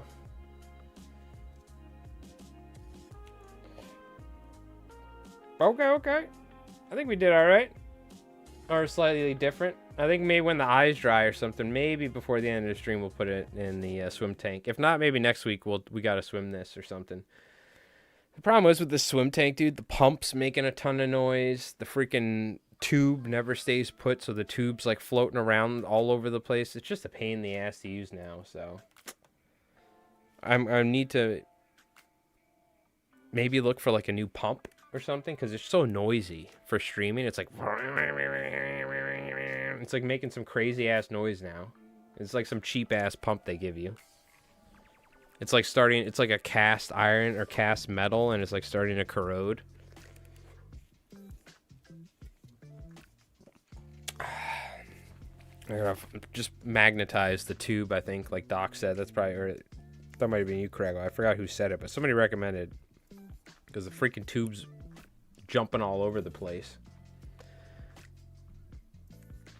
Yeah, well, that's the thing. I don't want to spend a lot of money. Even if I just get a cheap Amazon replacement, that's fine. This thing is just, it's barely like, it's not bad for filming, but for streaming, it sucks, because it's literally like shaking my whole desk. It's like, because there's like the pump's about to explode or something, it sounds like. All right. We got a, by the way, I think we did all right. What do you think, chat? It's almost like a little rainbow trout-esque sort of thing. Part of me does want to swim it though, but we gotta let the eyes dry anyway, so we're not throwing it in the tank anytime soon yet. Like a 2-gallon pump. My boss are a married couple and they own the business, but the wife is the worst boss ever. Oh jeez, that sucks. It'll crush all the bass. All the kinds of bass. All right, you know what time it is. !play on Twitch. Follower giveaway going on first. Then we have the sub one going on. We may do one on YouTube tonight. We'll see. But we have our YouTube video that we're doing. The next video that'll come out will be a giveaway video, because we forgot to do it last month. But that'll fish. I'll leave this open for just a sec here. You just talk fly fishing? Nice.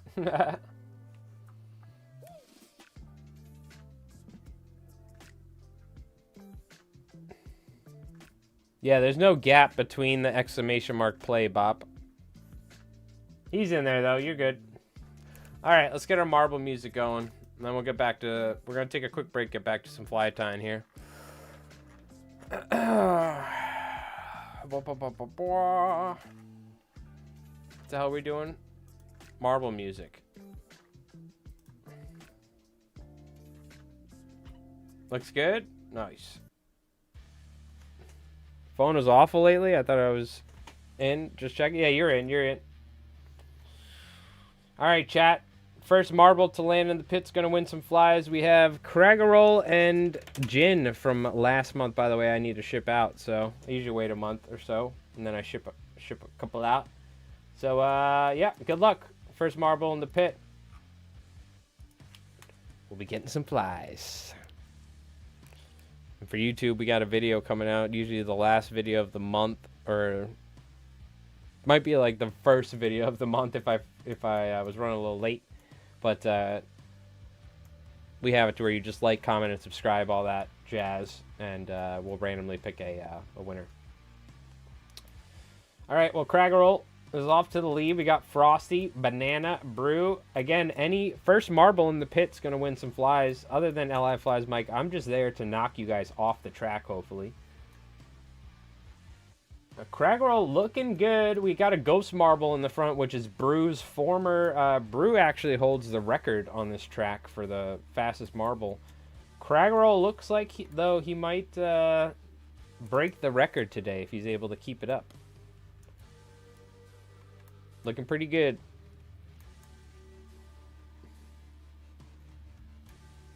Oh, but he got pegged. But he's still on the track. He did not fly off. Usually pegs means you're gone. But Frosty, though, surging ahead in the lead now. After that unfortunate peg situation. Craggerel catching up. The pegs. Oh! Bobzilla! See you later! Get pegged. Get pegged. It's these little pegs right here that pop up and down. You see them? They've ruined many hopes and dreams. Don't worry, we got another one coming up here, chat, if you guys missed it. We got the subscriber one next. Oh! Ice Reaper. Another casualty. Frosty is in the lead, but Craggerel's catching up here. As long as he doesn't get pegged, he's got a nice chance. Oh! Craggerel from the back. Oh! But Brew taking the shortcut and flying off the track. As you can see, Craggerel. Oh! The pegs. It's just Banana and Craggerel left. All other competitors have been pegged. Pegged to death off the track. Who's got it? Whose race will it be? Craggerel, Frosty? Will both of them get pegged in the last section? It's a nail biter, folks. Craggerel, though, my voice is already going out. I shouldn't be yelling. Craggerel, though, oh, he got pegged. But he's still on the track. It looks like, though, that gave Frosty just enough time. Yes, it did. And ladies and gentlemen, Frosty. I'm going to need that shipping address to Jersey. I'm going to need that shipping address to Jersey. Follower, Frosty. February. Congratulations. Round of applause. Round of applause.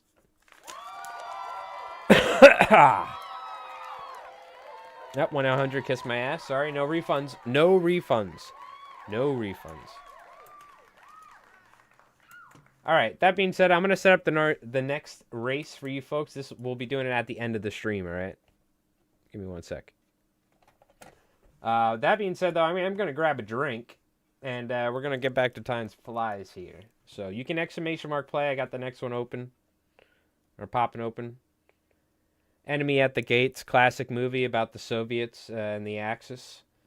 So I'm assuming you guys will be sniping each other with Mosins. Howdy. Yo, Southern Fly Guy, howdy. Thank you so much, my friend, for the 20 months. Round of applause. 21 months. 20 months in a row, I believe. Thank you, Southern Fly Guy. Very, very kind to you, my friend.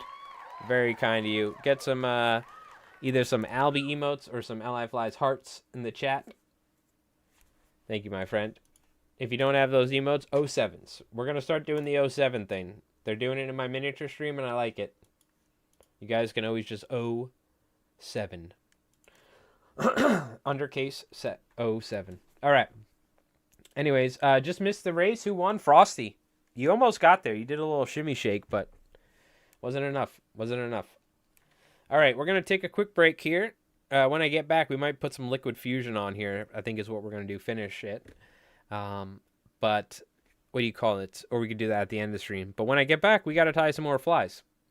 So I don't know what we're going to be tying. Shout out to Craggerel for the suggestion. That was very good. Rigged, I know, he's a mod, so you gotta pay the mod somehow. You know what I mean? All right, we're gonna take a little break, chat. Oh man, I'm already getting tired. How long have we been streaming? Damn, it's already been 2 hours. Holy shit, we ain't tying a freaking articulated fly next. I'll tell you that much. Holy crap. Gee, no wonder why my throat hurts or why my voice is going out. It's been 2 hours already. I just end up like talking way more. I'm talking a lot more than when I do the miniature painting streams. So like 3-hour fly tying stream, my voice is shot. But like we've been doing like 4 and 5 hours of miniature painting, and it's been like so nice and relaxing. I'm like, oh wow, why can I stream so long for miniature painting? Meanwhile, fly tying, I'm like, all right, we're doing this. The whole time I'm like talking about fly tying. So, but we were talking about that on stream the other day. I'm like, why the hell can I miniature paint for 4 hours with no problem? But do you do gurglers? We've covered the gurgler before on the channel. Doesn't mean we can't tie a gurgler after this when I get back. But if I'll show you real quick. Yeah, we should have the gurgler covered.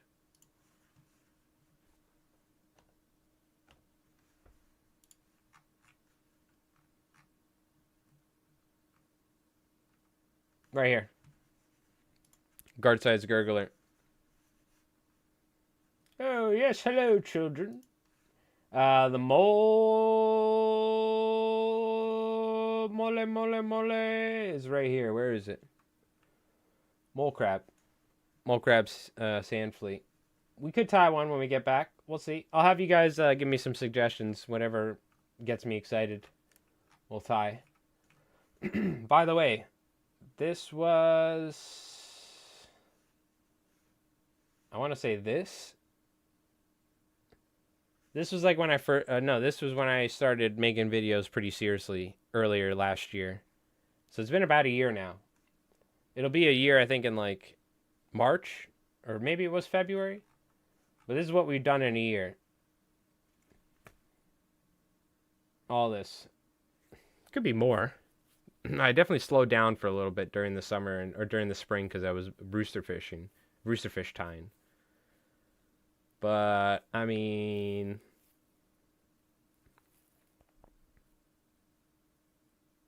You know? It's pretty good. Pretty good. All right. There was a gargler. That is a lot. It could be more. It could be more. The most comprehensive saltwater library? I think so. I think we've made the most videos on saltwater fly tying than other people. There are other people that have more fly tying videos, but I think when it comes to saltwater, you know what I mean? I think you're right. But hey, that's what we're here for. So, also, hey, almost at, we just hit 4.4K subs. So shout out to everybody that's been watching on YouTube. Anybody that ends up watching this live stream too after, I appreciate it. You folks are, we've been doing good, so appreciate it. All right, chat, we're going to take a quick little break and play the Albie highlight. And when I get back, we're going to, you folks will tell me what to tie. And then we'll find something to tie. All right. Up, and away.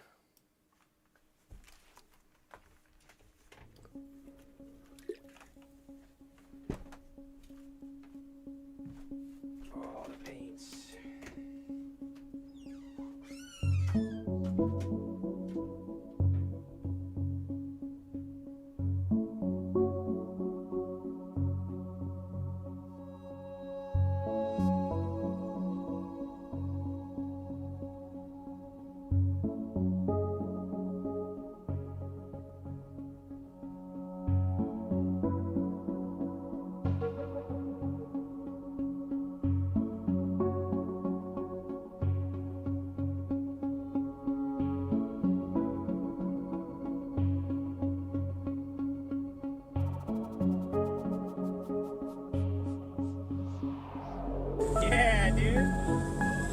Yeah, dude. Stay tight, all right? Yeah, you can tight. Yeah, dude. Yeah, Aiden. Knuckle buster. Are you good? Do you need me to do anything? Yeah, I might need a ride. Yes. Okay. Hold on, I'm gonna turn now. I'm gonna try and get on the valve. Yeah, get on the valve. All right, you're doing good. Keep doing your thing. gonna move us away. Is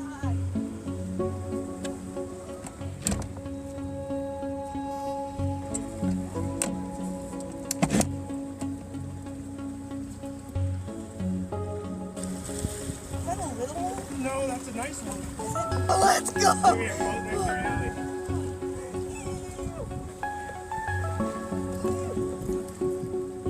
Good job. That's sick.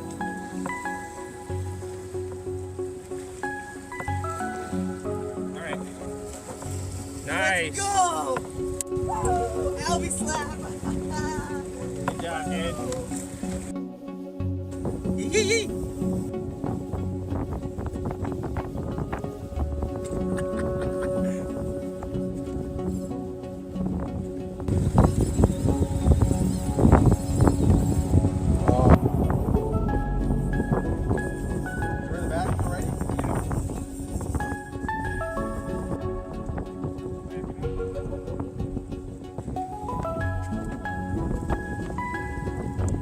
Looking down the barrel of a 12 gauge little toonie, bro. On the albacore too.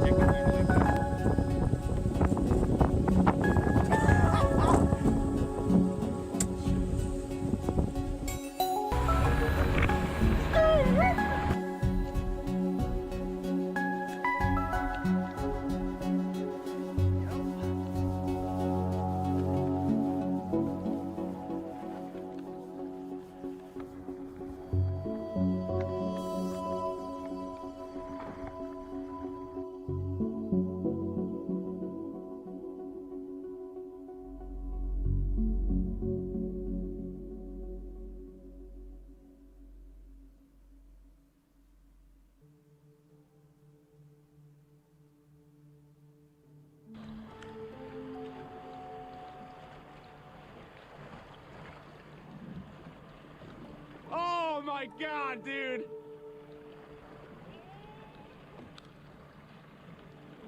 What the fuck?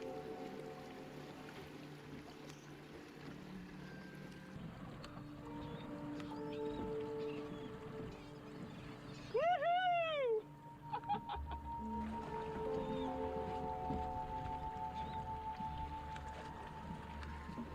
Oh my god.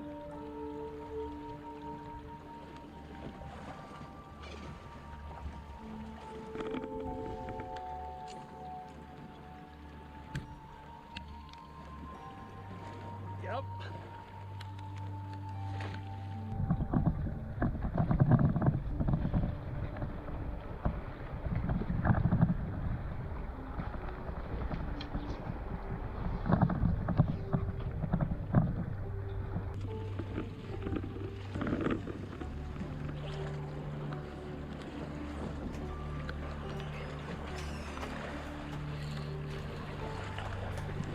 Oh my god!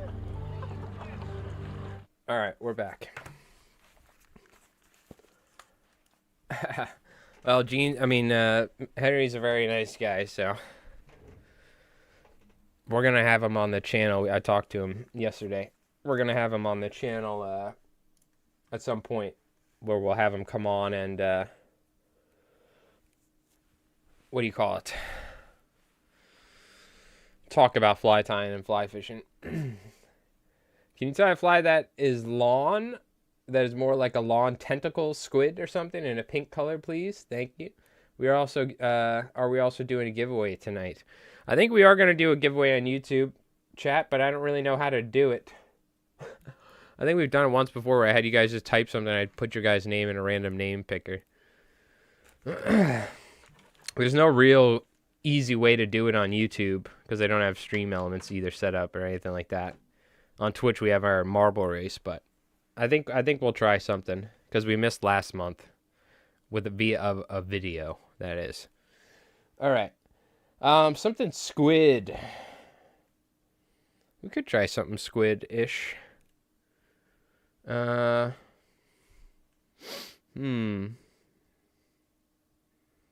did see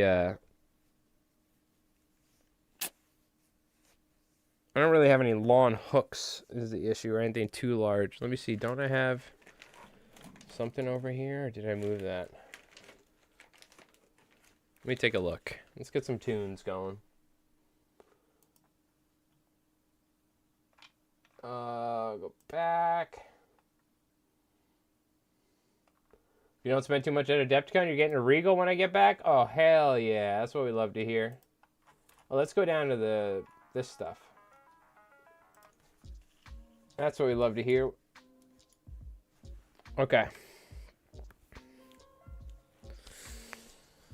All right. The reason I'm intrigued by the squid comment is because Zeke stopped by with a squid earlier today. It looks sick. I had these big Gamakatsus. I don't know where they are, though, is the issue. And I'm not going to go rooting around. God, I really need to clean up. I should have put the stuff away earlier. Let me see. Do I have a hook, a squid-sized hook?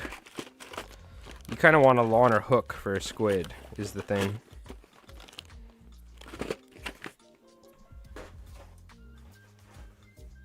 That's kind of the issue. Maybe we'll use one of these 4-odd SL. 4-odd 007. And yes, let me do this right now. I'm going to put some of this crap away before. I might end up actually using some of the Senno's laser dub on the squid fly. And all the marabou, so maybe I don't put it away. Damn it! This is actually like the exact sort of stuff we want to use. Are the marbles still available? Not for... Oh, yes, for Twitch. Yeah, you got to go on Twitch, though. There's no integration with the marble racing on YouTube, unfortunately. The person who made it or whatever, it's just for Twitch. But it's a subscriber one where you gotta be a Twitch sub, so we'll try and do one on YouTube tonight at the end of the stream for the folks watching on YouTube. I'll have you guys like type something and then I'll probably have to write each of your guys' names down individually, one at a time in this thing. But we'll do it. Now I don't think I have any of the mono, do I? It's kind of unfortunate. So I would love to do a mono extension. I could do the wire, but I really don't want to. And unfortunately, I don't think I have any stiff mono. I'm looking real quick though. Hold on.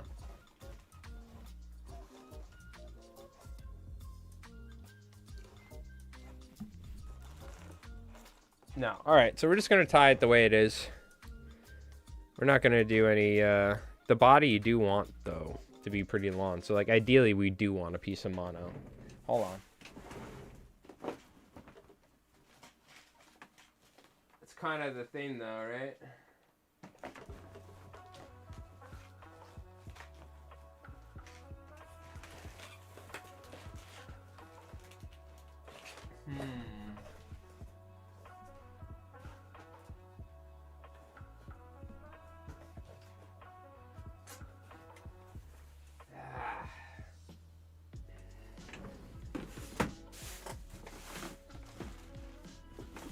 I guess we could use a shank or something, you know? I think I have some longer shanks we can use. I'd rather use a piece of mono, but you know what? This will work. Because we're just tying like the tentacles and stuff on this section. So we can do that. Use a piece of wire, I guess, for it. Alright, well I already made a mess, so I might as well. I just gotta clean later. Let's take this off. We'll do an articulated one. No hook on the rear or anything like that.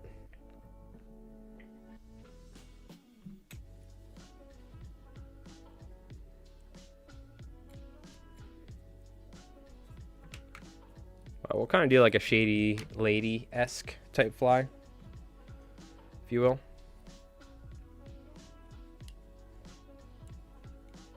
Little staz to start for a little bump in the rear, and then we put our feathers over the bump. Hey, there you go, Lima. Yeah, you could type !play, but unfortunately, I think it's we're doing our Twitch sub thing now. So if you want to participate in the marble race, but it's the first sub to land, we'll get we'll be winning something. We did our follower one earlier, so don't feel inclined to do anything. We'll probably do one on YouTube later. You can join that. But if you want to hop in the marble race, feel free, because we do a follower one and then we do a subscriber one. But don't just sub for the marble race or something. We'll do one on YouTube later, so. Which we normally don't. We usually do it via video, but I missed last month, so.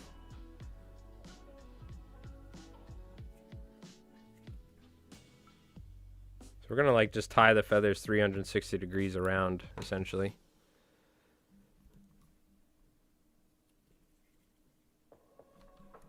And we'll incorporate a couple different colors. We're gonna be using pink, but I'm using a lot of white because that's just what I have. I don't have a ton of pink feathers and stuff.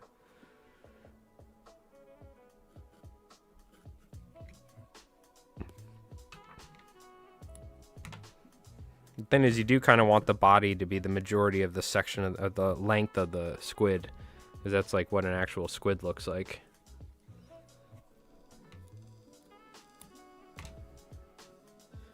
I'm just taking a bunch of crappy feathers I have and using them because that's like the perfect thing. You don't need primo feathers for freaking squid fly, you know what I mean? Then we could tie like 2 lawn ones, lawn skinny ones. Do I have any lawn skinny hackle here? I actually may. I have a box of just like a bunch of random feathers here. Here's one.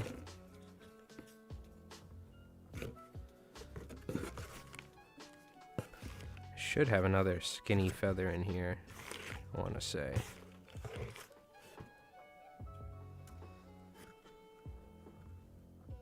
Like this skinny. If not, I can grab one. I guess I should have done this one first, and then the smaller feathers, huh? Let me just do this. So it doesn't foul as easy.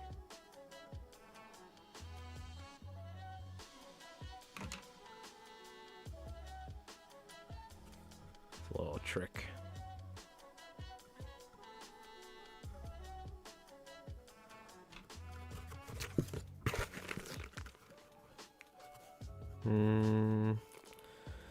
Do I need to grab one, or is there another skinny one?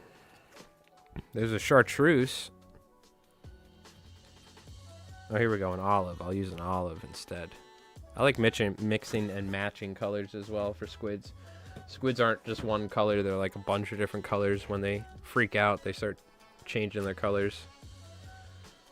So I don't mind throwing some random feather colors in there.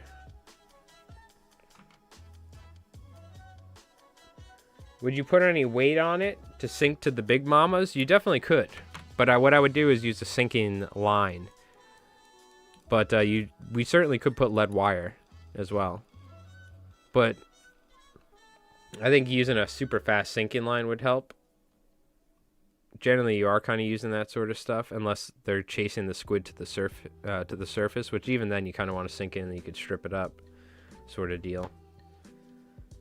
But you certainly could add lead wire. I don't know if we need to with this. Then again, I don't do a bunch of squid fishing like this. I'll just fish a squid fly, you know what I mean? It's more so if we feel like the material on the fly will cause it to where we need the lead wire. If it's not going to swim properly, which we may add a lead keel to this just for that reason. Not so much to have it sink as much, because I think generally the what's it called will do the majority of the work for you. The your sinking line will do the majority of the work for you.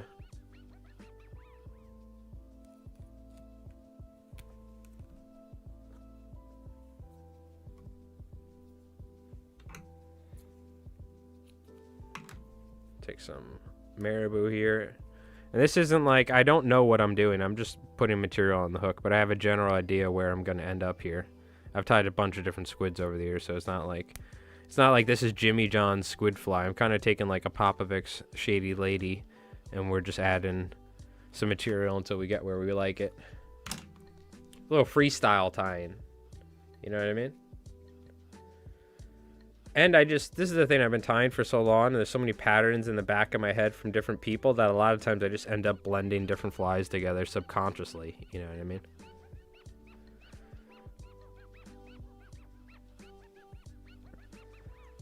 Kind of just happens naturally.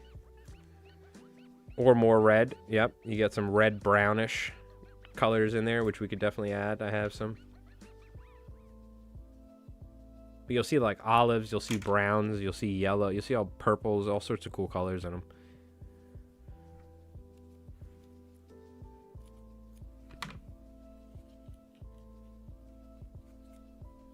Just throw a little pink in there. And you know what? Let's throw a little olive as well. Tiny bit of olive. It's very similar to what the Kenny Abrams banana squid fly. It's like a bunch of different colors of marabou and feathers. Dude, this song reminds me of when I used to play Rust, and there was a video of this guy who made bases in Rust and made YouTube videos. Every time I listen to this song, I just think of that dude. Evil Worst was his name. And watching videos on how to make bases for Rust, the video game. Brings back memories.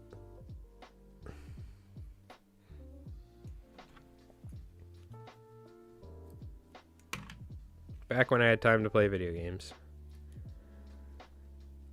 Let's see, yesterday I spent the entire day finishing minis and getting stuff ready and filming the battle report till like 10 o'clock at night. Today I spent the entire day editing that video. I gotta film fly time video. I gotta edit that. I have to tie a bunch of roosterfish flies. Then we're gonna be streaming tonight. We're streaming over the weekend. I stream on the weekends under Mike Rolls Dice and on Twitch under LI Flies Mike doing miniature stuff. So we're doing all sorts of we're always staying busy around here. All right.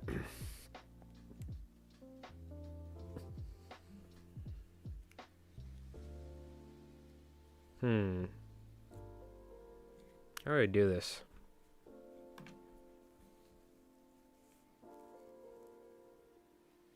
Probably easiest thing is just a staz and glue the eyes on. Unfortunately, I wish I had longer staz. Do I have pink?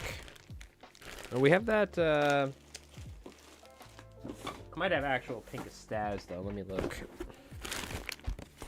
I mean, we have this steelhead stuff we could use. There's some pink staz, but I want the grande. Ooh, here we go. Here's some brown. Let's use some brown. This will match our banana squid colors that we're going for. If you play guitar, you should have a how-to channel. I'm just starting to play. I'm not that good. There's 5 million people that do how to play guitar. You don't want to learn how to play guitar from me. Jim. There's a ton of different people you can learn how to play guitar from.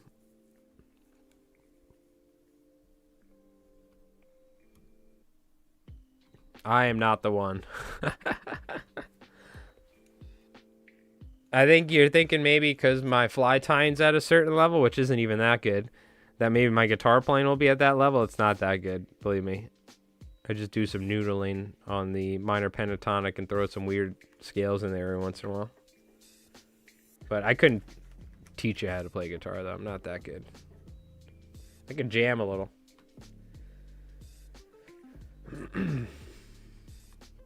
I haven't even played in a year, essentially. I played a little bit recently with Frosty here and there, but we'll see. We might start playing again soon, but don't expect any Saturday night music streams.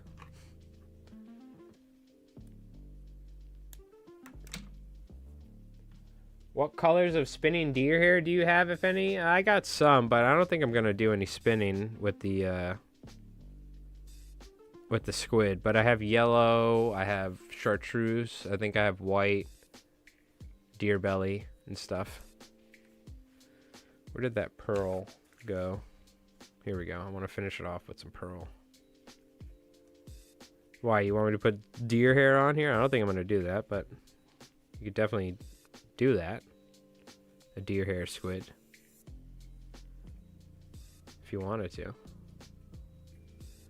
They do sit on the surface at times or get pushed up. Just a strummer right now. That's all right. It's about repetition. You have to practice every day is the thing. And also stepping outside your boundaries and learning new things. It's about getting your fingers to do things that you're not used to. So there's just finger exercises where you go 1, 2, 3, 4. So you go like this. You start at the first fret on the low E string, which is the top string that you're looking at. You go like this. 1, 2, 3, 4. Then you go down to the A string. 1, 2, 3, 4. 1, 2, 3, 4. 1, 2, 3, 4. Like that. Do that down to the 12th fret. And just start. You need to go as slow as you have to where you don't screw it up. If you screw it up, you have to start over. Then you go like this. 1, 2, 3, 4. Do that. And then you can go like this. 1, 4, 3, 2. You can mix it up. And that's where you really start getting funky. And that's the hard thing for me. Also, I'm a lefty. I should be playing guitar like this. But my dad taught me righty, so that always gets in the back of my head. Could I be a better guitar player? Could I play faster? Because I can't play fast. I suck at that. I'm like a blues guy, essentially.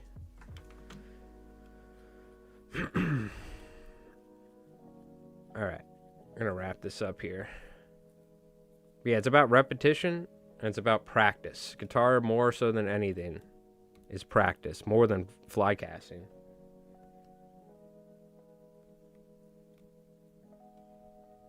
Yep. That's just more so to get your fingers used to just doing stuff like that. You know what I mean? And your hand, or your left and right hand coordination for strumming and picking. Then you can get into learning scales and all that, which you could learn a basic minor pentatonic scale on the 12th fret E. You go 12, 15, then you go A string 12, 14, 12, 14, 12, 14, 12, 15, 12, 15, or whatever. Yeah, oh no, yeah. Is it 12? Whatever. You get the idea. I might have missed one string. And you could just sit there and noodle on that all day, but you could get stuck in that as well. It's good to like learn new stuff. Most people just like will learn a pentatonic scale like what I did, and then just pretty much be like, all right. All right, we're gonna put some eyes on here. We're gonna glue some eyes. I don't know if I got 3D eyes though. I think we do regular eyes. I don't know how we're gonna glue them on though.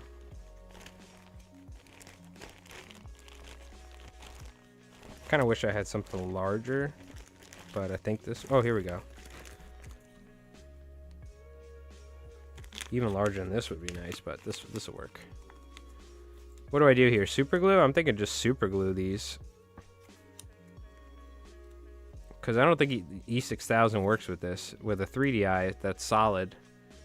But I think you want to super glue and then maybe some like liquid fusion after the fact or something.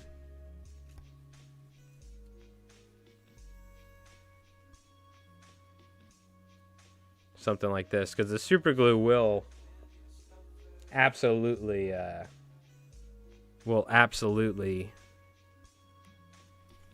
melt and like cause this like chemical reaction where it's going to be pretty solid. I think that's what we're going to do. My broken wrist doesn't allow me the dexterity needed to play. I tried picking it up when I was young, but I mangled it at 12 years old. Oof. I'm very careful not to damage my hands or wrists because I need them for fly tying and guitar, so it's like a double whammy.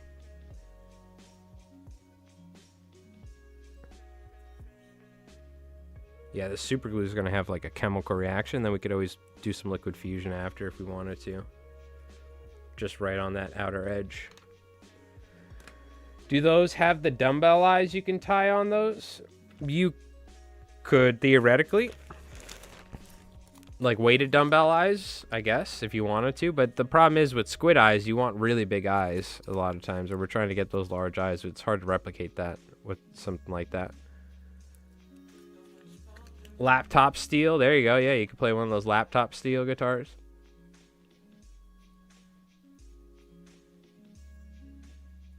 I do miss playing guitar every day, but I just like, dude, you need time, you know? I also don't have room. My room is so small. It's full of, half of the room is filled with fly tying stuff. The other half of the room is filled with miniature stuff. I don't have room to like have a guitar and stand up and play, and like, it sucks. I only have so much room just for anything nowadays. My entire life is constrained to this small room. But I can't complain, so could be living in a van like Mike Ross. You know what I mean?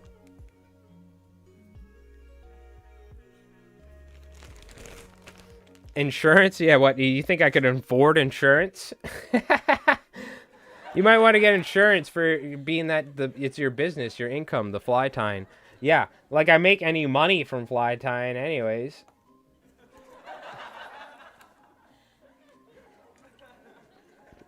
Look, if something happens, something happens. I gotta start selling photos of my feet or something. I don't know what you guys want me to do, alright?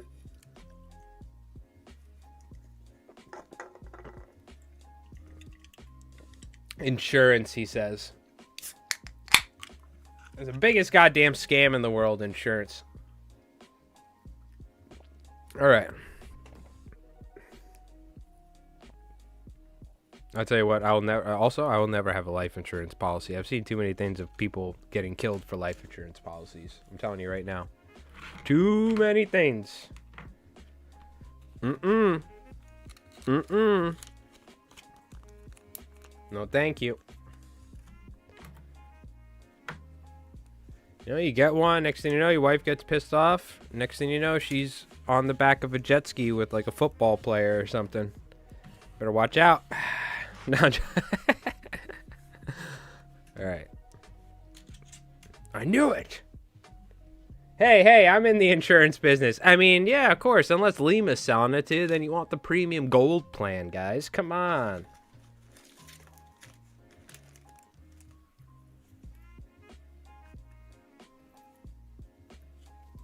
Alright, we're gonna put this on here. Well, look, I'm gonna be honest with you. Don't try and sell me insurance, because you ain't gonna get a goddamn penny out of me. Not that I have any. Yeah, well, I would hope. Yeah, I know I'm joking, but you know. I hope you wouldn't brag around like, "Hey, I got a life insurance policy, and I put you on it for fun." All right, let's see here. We don't necessarily even need this to go that far off.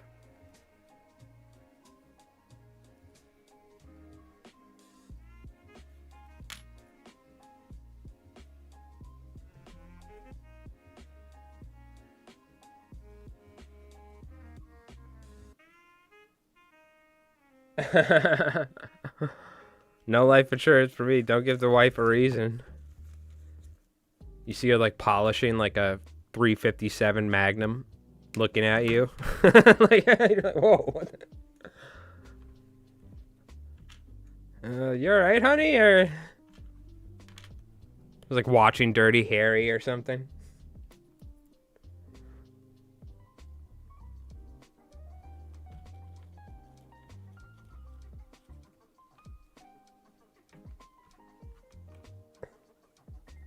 There you go. She shoots.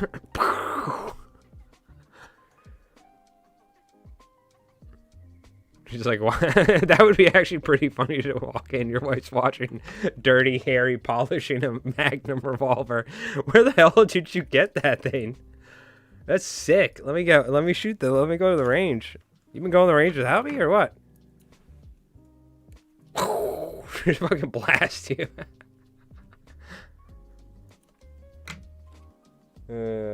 I want your advice. Well, you're gonna have to take it out of my cold, dead hands. All right. I used to be a mechanic. This would be like if somebody took my goddamn Snap-on toolbox. All right. I'd be fighting to the death.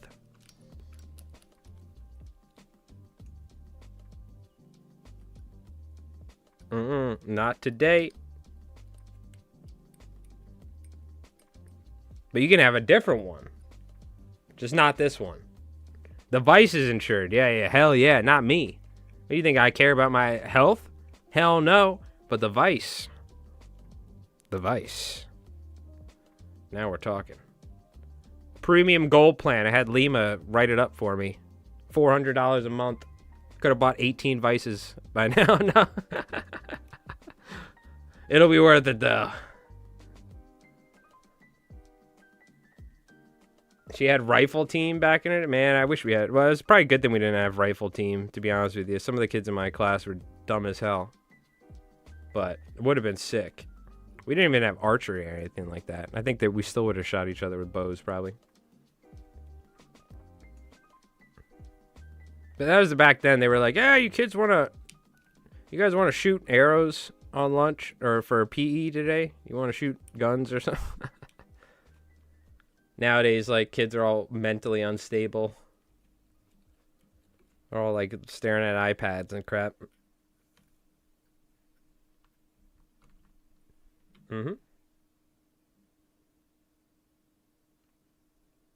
Hey, thank you, Noah. I hope you have a great night. Appreciate it. Very kind of you. Round of applause. Thank you for the kind words. Hope you have a great weekend. Thanks for stopping by.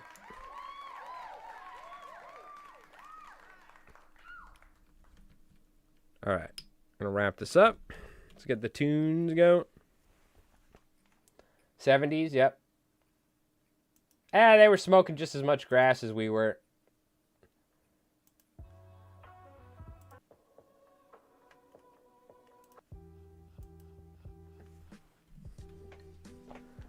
I got a Griffin Odyssey Spider Vice. It's good for 10 to 30s.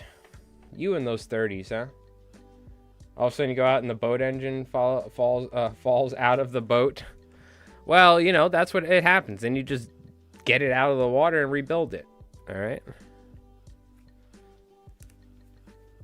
Boat insurance. Psh. Imagine owning a boat. A working boat. Ridiculous. All right. What are we doing here is the question. How are we doing the body? You know what? Let's do I'm feeling adventurous. Let's do a hollow tie with some bucktail. And then we'll mix it up. Now, I like my boat sitting in my front yard. Just sitting there. That's how I like my boat. Too much hassle when it works. You got to pay for gas and stuff. It's kind of nice just sitting there in my front yard with the trim not working.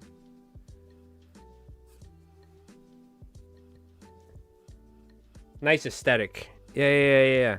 The neighbors probably hate it too, but I like it.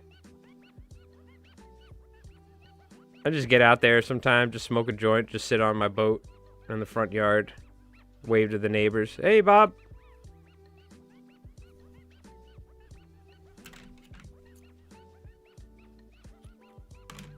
Now, I'm going to have the bucktail only top and bottom, though. So it's like this. Because I don't want to cover up the eyes. Kind of wish I left this further back, but I feel like it was going to foul on me pretty easily. So I didn't want to mess with it too much.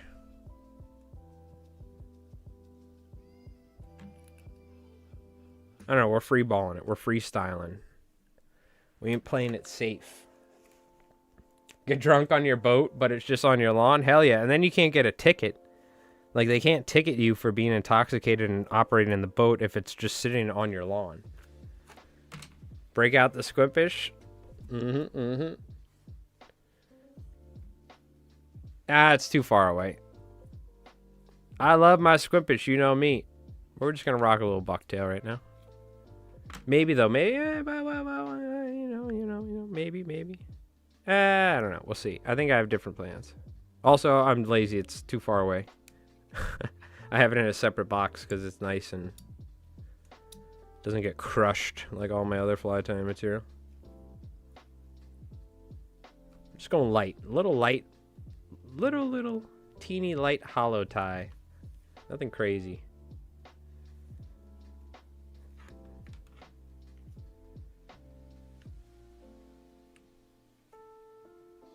God, I suck at bucktail hollow tying. compared to all these master bucktail hollow tires out there. Make it look so easy. I was thinking like laser dub, possibly for the head. But we got to do a body now. Which, one easy thing is you kind of just do like a staz, wrap a staz forward. There's a trick, little trick you can do.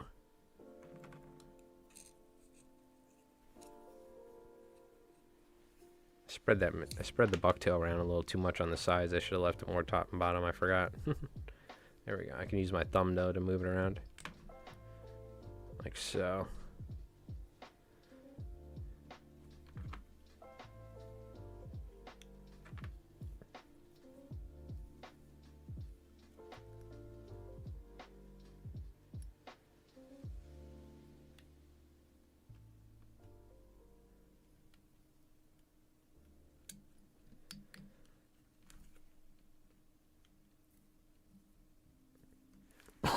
Excuse me. Damn it. I need a foot pedal to mute. That'd be like, that's when you know you've really been streaming, you really got your setup good, when you got a foot pedal for the mute so you can sneeze without having to take your hands off the keyboard or your vice. There's a couple different streamers that I watch that have that. Foot pedals like pro level streaming.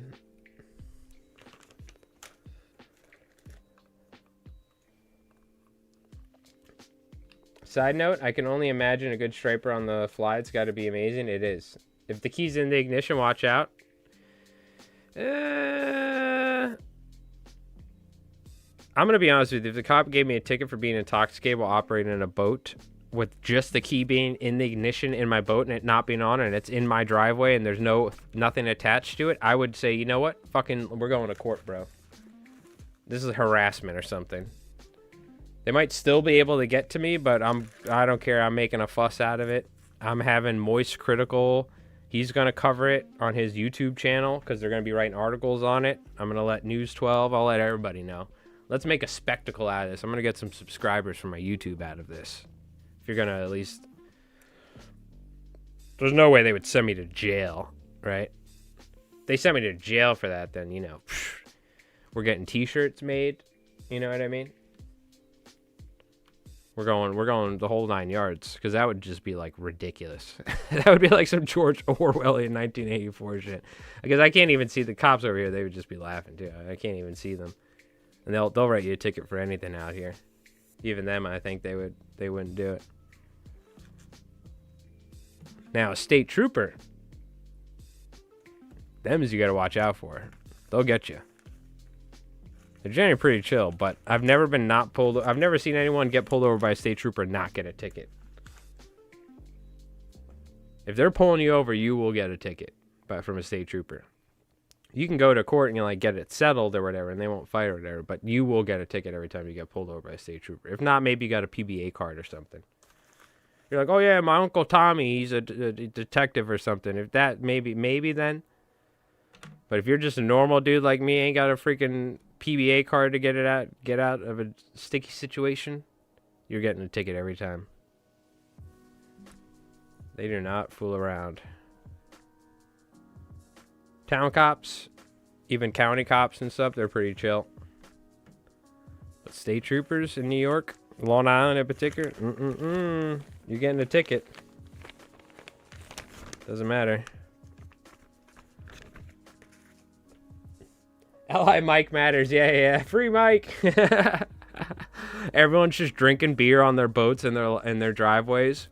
In solidarity. I stand in solidarity. I'm going to spend this Sunday drinking a 12-pack on my boat. To stand in solidarity. I know it's tough. I know. They say it's, I'm risking my own personal freedom here, but I'm going to do it. They still gave you one with a PBA card? Yeah, well, that's the thing. Even a state trooper will give you a ticket with a PBA card. There are people that are out here drunk driving with PBA cards, and town cops are letting people go, all right?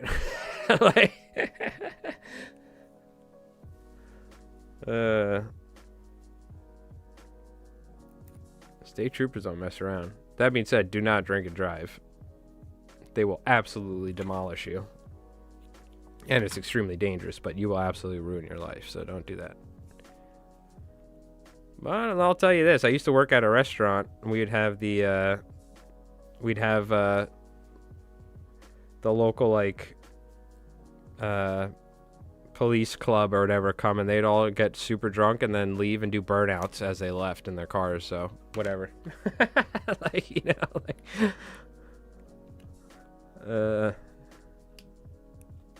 there's that as well. I'll never forget that. They were like, dude in a Mustang. Somebody else like, why are they burning out? Like, what the fuck are they doing, bro? Yee! Romper stomping, hell yeah. First thing I do when pulled over is hand them my carry permit. Oh, that's a good idea. Just in general. Or let them know. Be like, hey, by the way, this is what I learned. You take the keys out of the ignition, you put them on the dash. I've had cops ask me that. Why? But I've had, I learned this from somebody that was just older than me in high school or whatever. And they were like, it's just respectful. The cops know you're not going to run or whatever because it's like teenagers and stuff. So I've just always done that. I always take the keys out of the ignition, put them on the dash. And I've had cops who are like, why are you doing that? And I'm like, I don't know, dude. Maybe it just makes you feel easier or whatever. They're like, oh, okay, cool. Which I could totally see that. You know, you got enough stuff to deal with as a police officer. And you try not to get hit by some lady looking at her phone on the side of the road. All right. I think we're just going to do something like this.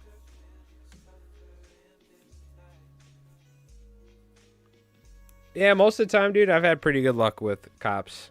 I almost always pretty much get almost always get let go. Because it's something dumb where it's like, well, you were speeding, you were going on like 5 over the speed. Meanwhile, all the traffic's moving that way. They're probably just pulling me over to see if I'm like drunk or something or have drugs on me or something. Like, what is this guy doing? Yeah, he looks normal. All right, never mind. He's good.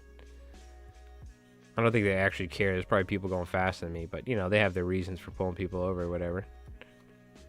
They used to pull me over all the time on the beach road because I'd go fishing. Like on the lawn road that runs along the barrier island on the South Shore that you can go fishing. I used to get pulled over every single time. And the cop would pull me over like 4 times in a row. Because they're looking for drunk drivers coming from these like beach party clubs. And I'm like, dude, you pulled me over 5 minutes ago. How do you not remember it was me? I'm like, are you literally just pulling over every single car that drives by? And he didn't answer. I'm like, okay, so yes. Like, that's exactly what you're doing. That's fine. But just remember it's me. Like, you pulled me over 3 times in the past 15 minutes. This is the 4th time. I'm driving a 95 Nissan. How do you not know I'm the same dude? Because they're just pulling you over. They have you open the window. If they smell beer, then you're done, you know? So he just opened it. Oh, you're good. Your license plate's out, but you're good. I'll let you go. I'm like, this is the 3rd time you pulled me over for my license plate light, and we went out and looked. It was working the first time. So I know you're fucking lying, dude. It's all good. But I don't blame him. I don't care. Get the drunk drivers off the road. I'm okay with it. Idiots. It's probably not the most, like, I don't know, legal thing to, or, you know, they don't really have the proper reason to pull you over, but whatever. Out here, dude, it's kind of like a small town sort of thing. The cops can kind of do whatever they want, to be honest with you. I do the paper to the window. I've been stopped on my motorcycle. I dropped my keys on the ground. You said thank you. Sports bikes are fun. You did get off with a warning. I just do the paper to the window. Oh, you just stick your like registration to the window. I don't get pulled over that often, which is great. But yeah, motorcycles in particular are very notorious for people not having licenses or registration or plates, and they just run. It's like so common for people to run on motorcycles that I could see doing that with a motorcycle would probably be they'd probably be happy about. Maybe we just do some Senno's laser dub here. Is what I'm thinking. I don't know. I'm free balling it, chat. We could do a hollow, but I'm thinking maybe we do some like Lawn Senno's laser dub or something. In some different colors. We're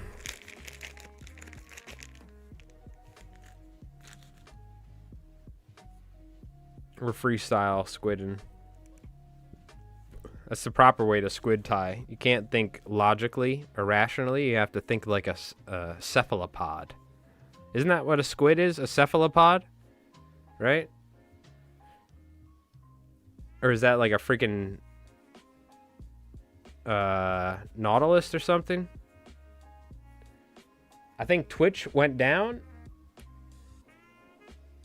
Might just be, it looks like the bitrate's good.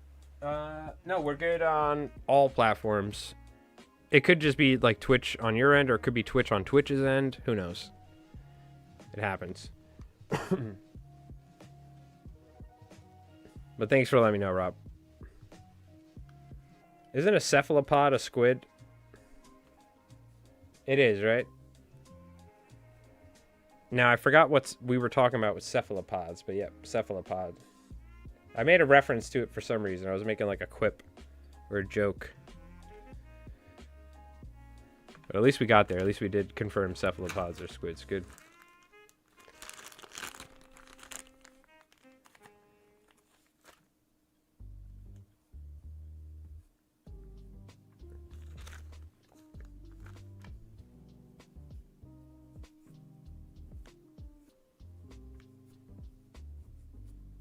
All right, now here's the thing though, chat. If we do a giveaway on YouTube, I'm gonna need somehow for you folks to reach out to me and give me. So ideally, if you're part of the Discord, that's the easiest way, or you send me a message through Instagram. Okay. The other thing is an email, but I hate giving out my freaking email. I need to make a separate email just for this specifically, because I get scam emails where people are trying to steal my YouTube account. They'll try and have you click links like, hey, I think you should do this. We could pay you all this money to promote a product. Here, do this. And they're trying to steal your Google account. It's like, it happens all the freaking time. So I might need to make a separate email, but I do need to get your guys' shipping address somehow. With Twitch, there's DMs. There's not private messaging on YouTube. So if we do a giveaway, which we are going to, I think, here in a little bit, for you folks as well, then I'm going to need a way to get your shipping address. So either join our Discord, which I think there's a link in the description, or make sure you can message me on Instagram or something. If not, I can always give you my email, but it's my last way of doing it. So I definitely need to make a separate, like, just business email for this or something. Just for this purpose, for people messaging me their shipping address from YouTube. And so far, I've just been trusting that it's the right person. But theoretically, you guys could be scumbags and like just send me emails and trick me to think that you're the person that won. But luckily, I don't think anyone's done that. I think the right person has. But that is the other downside. Is like, there's no way of validating unless I have you guys like send me a photo of your freaking YouTube account, which we're not going through all the process. If somebody wants to steal one fly, you know what? Go ahead. Freaking. Like, now's my chance, boys. Finally got him.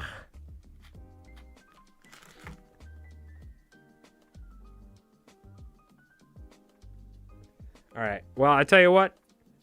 We almost hit 3 hours. I'm over this fly tying stream. There's crap all over my room. I cannot wait to freaking vacuum. There's marabou. There's Senos laser dub, and there's what else were we tying with that was floating all over the place? The angel hair. But I've royally made a mess today, as you should when you're fly tying. Good fly tying sesh. That also being said, it's that point in the stream where I'm like, oh, dude, I'm getting hungry. The hunger. The everlasting hunger. No, Lima, I'm talking about when I do a giveaway on YouTube, there's no direct messaging like there is on Twitch. So I have no way of getting someone's shipping address reliably. So I'm just saying, if we do a giveaway on YouTube, you need to have a way of messaging me your shipping address. Otherwise, I can't magically just send someone the fly based off their username. You understand me? All right. Well, there we go. This is what I came up with. Random squid fly.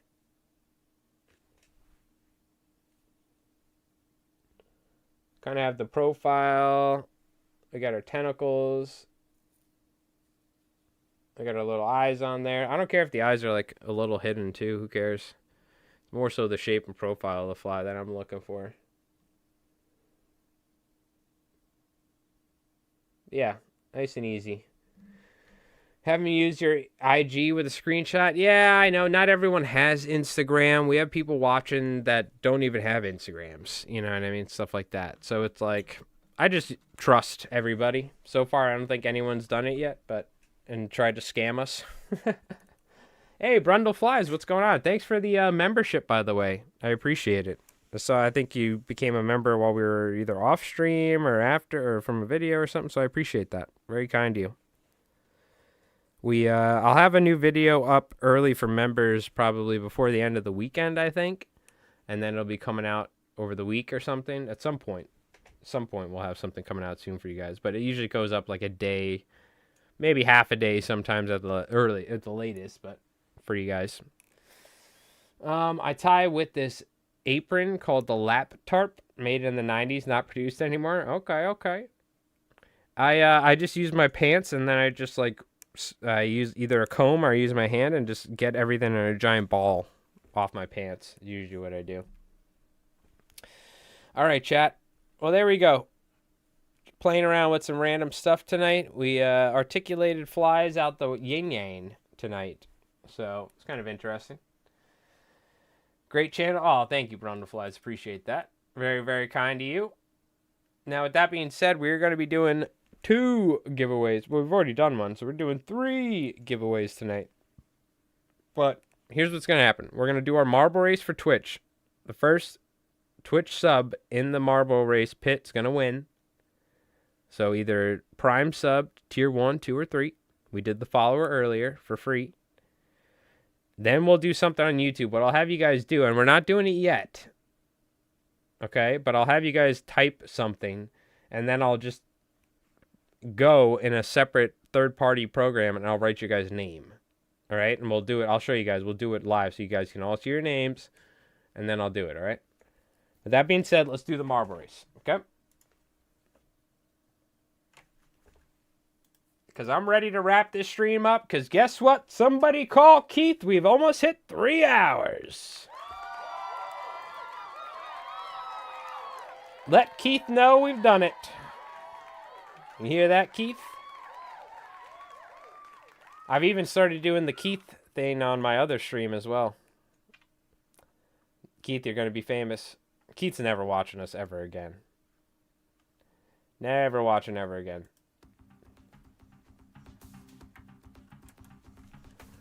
Mortal Kombat! It sounds like the Mortal Kombat song, doesn't it? Alright, chat. First marble to land in the pit's going to be winning some flies. A fly. Good luck. Let it begin. 10 seconds. 7. This is why you got to constantly make sure your stream's up to date. You might miss it. We got Lima, we got Frosty, we got Southern Fly Guy, we got Brew, we got Mall Dropper, and we got Craggeroo. Oh, right off the bat, Mall Dropper. See you later. See you later. He couldn't even make it past the initial stage. Holy guacamole, what the hell is this? Spatulas of Doom. Next, approaching the meat grinder tunnel, Mr. Lima's looking good. But will he get pegged or will he not? Is the question. We got the pegs. Whoa! Oh! Southern Fly Guy looking fresh there. Shimmy shaking. We got Frosty too. Frosty making it through. Craggerroll stuck in the back. Somebody wake him up. He's sleeping. Southern Fly Guy and Brew and Lima! Ah, it's just Frosty. If Craggerroll falls off the track, then we have to redo it. What the hell's going on? Because you can't win twice. This might be a redo. Okay, I think we see a flaw in the design of this marble track. Yeah, okay. Now I think I see an issue.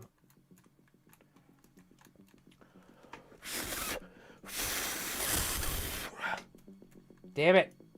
Can I kick it? All right, redo. Redo. Congratulations, Frosty. That's just for bravado sake.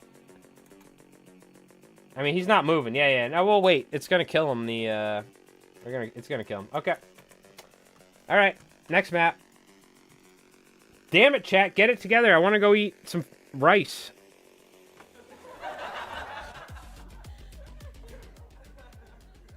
All right, chat. Exclamation mark play.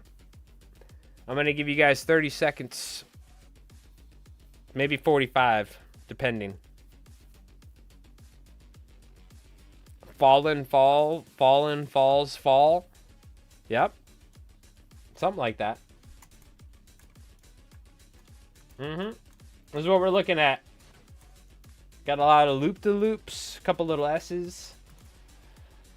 This always reminds me of that. Remember the candy that's just like little bumps on a piece of parchment paper? It tastes like chalk. It reminds me of those things right there. And we got the little pasta strainer. And this, you know what this reminds me of? When we used to go to Friendly's. And they had like a peg board game where it had little holes and you try and put the pegs.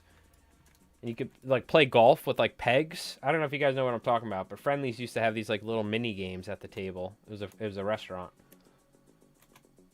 It's like a little golf thing. It was all these like little peg games they were. All right, exclamation mark play. You guys got like 20 seconds.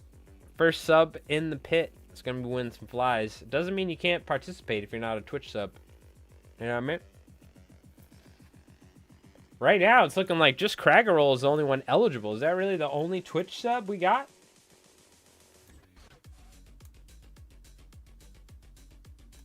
Irish Southern Fly Guy. Okay. So now we got some other marbles in the mix just for a good time. You know what I mean? Maybe Sabotage. There you go. Yeah, we always encourage you guys to jump in because you may ruin someone's run, you know? You may throw Craggerroll and Southern Fly Guy off the track and we have to do it all over again. All right, chat, we're going for it. I'm ready for some rice, and I'm ready for some whatever the hell else is downstairs. Maybe I'll make something else. But I'm starving. And I'm ready to watch some Djibouti Show Resident Evil stream. The streamer watches streamers too. All right, guys, come on, come on. Who's going to be the first one in the pit, in the hole? Look at my Craggerroll's looking hot right now. He's looking fresh. He's been running hot, too, but Southern Fly Guy, we'll see. That being said, Lima, Banana, Mall Dropper looking to show off. So we'll see how they work. Craggerroll, though, making his way down the slalom close behind Southern Fly Guy. Is close behind him. Now, it looks like the record on this track is Questario or something. Don't know. Maybe that means we never played this one. I think we have, though. Craggerroll's looking good, though. It's looking like nothing's going to stop him here. We'll see. If he can keep the momentum, Fly Guy's close. As long as Craggerroll doesn't hit any pegs, I think this race is his. Maybe Southern Fly Guy, though. You never know. You might have some secret tricks, techniques. Whoa, Craggerroll. Okay, yeah. I thought somebody took a shortcut there. Oh my God, folks. Unless I see something that I don't understand here, I think Craggerroll's got it. Unless he just falls off the pit for some reason.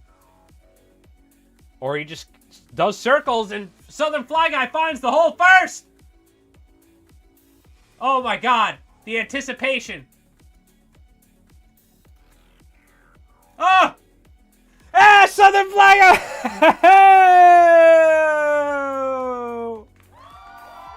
Nothing like an exciting marble race. Now, Banana, congratulations. You won the glory, but the first subscriber in the pit is going to win some flies, so. AKA the blue name. Okay. Okay. Follower race was first. You had to win that one for some flies. You get the glory, but you know how the rules work. Alright. Southern Fly Guy, congratulations. It is rigged. It's 100% rigged. You can always exclamation mark refund. Feel free. Exclamation mark refund always is an option. Southern Fly Guy. It also just puts the little thing in the back of your mind. Damn, what if I use my Twitch Prime? What if I use my Twitch Prime on him, huh? You know what I mean? What if I use my Twitch Prime? What if I use my Twitch Prime on LI Flies Mike? Perhaps I coulda won. I don't know if you have Twitch Prime or not, but if you do, make sure you use it every month, whether it's on me or somebody else, just so Jeff Bezos doesn't send Katy Perry to the moon.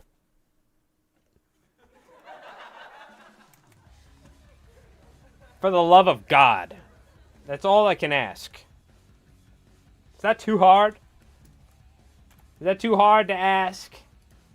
How the hell do I quit this game again? Let's do it like that. Alright, chat. Now for YouTube. Leave the marble music too, I like it. It's February YouTube chat giveaway.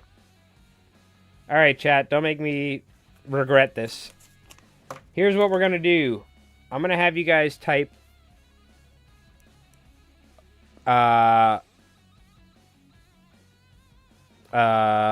type hook, just the word hook in chat if you want a chance to win a fly on YouTube, and then we'll go ahead, I'll do a random name picker and I'll write your guys' name down.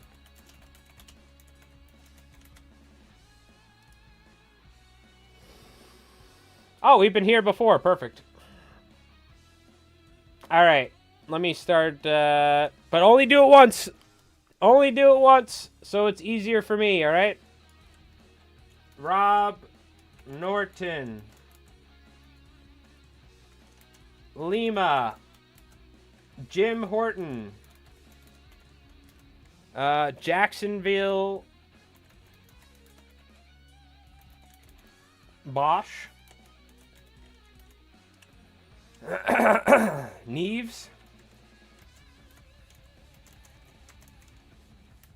Gene.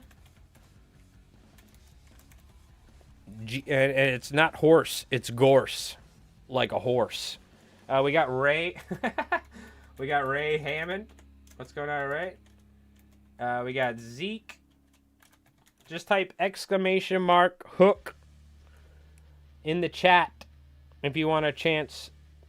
I'm writing your guys' names down on this random wheel. We're gonna spin the wheel, see who's gonna be winning a fly. That being said, you guys will need to send me a shipping address. So either via our Discord, via a direct message on Instagram, or I'll tell you my email and you can send me an email. Preferably Instagram or Discord, but you can do it via email.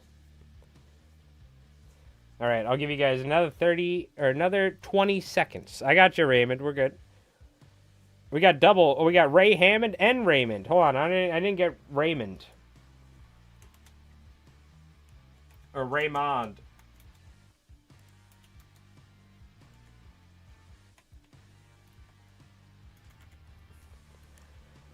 I'm misspelling your guys' names. It doesn't matter.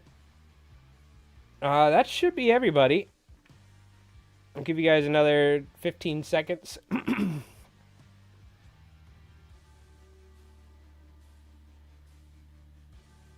Okay, bananas, gotcha. I just want to make sure I didn't miss anyone. That should be everyone. How many people we got watching, by the way? We got 27 people watching. You tell me nobody else wants to try and, I'm going to put it in an envelope, and I'll send it anywhere in the world. It's just whether it gets there or not. Good luck. But if you want, just type hook. I don't have Instagram or Discord. If I win, give it to Zeke. No, you can send me an email. I'll send it to you. That's fine. We could do email. That works totally fine. I just got to make another email. It'd be so much easier for my sake. All right, chat. Here we go. I'm winning again. Let's go. Oh, you think so? Oh, really? Okay. Who we betting on? Twitch? Who's winning? Who you got your money on? We got how many? 1, 2, 3, 4, 5, 6, 7, 8, 9. It's a 1 in 9 chance. 1 in 9 chance. What do you think? These ads are targeted or what? What do you think? You're sending me a freaking fly reel. You thinking the gorse? Okay. All right. Well, here we go. How do we do it? Click to spin. Drum roll, please.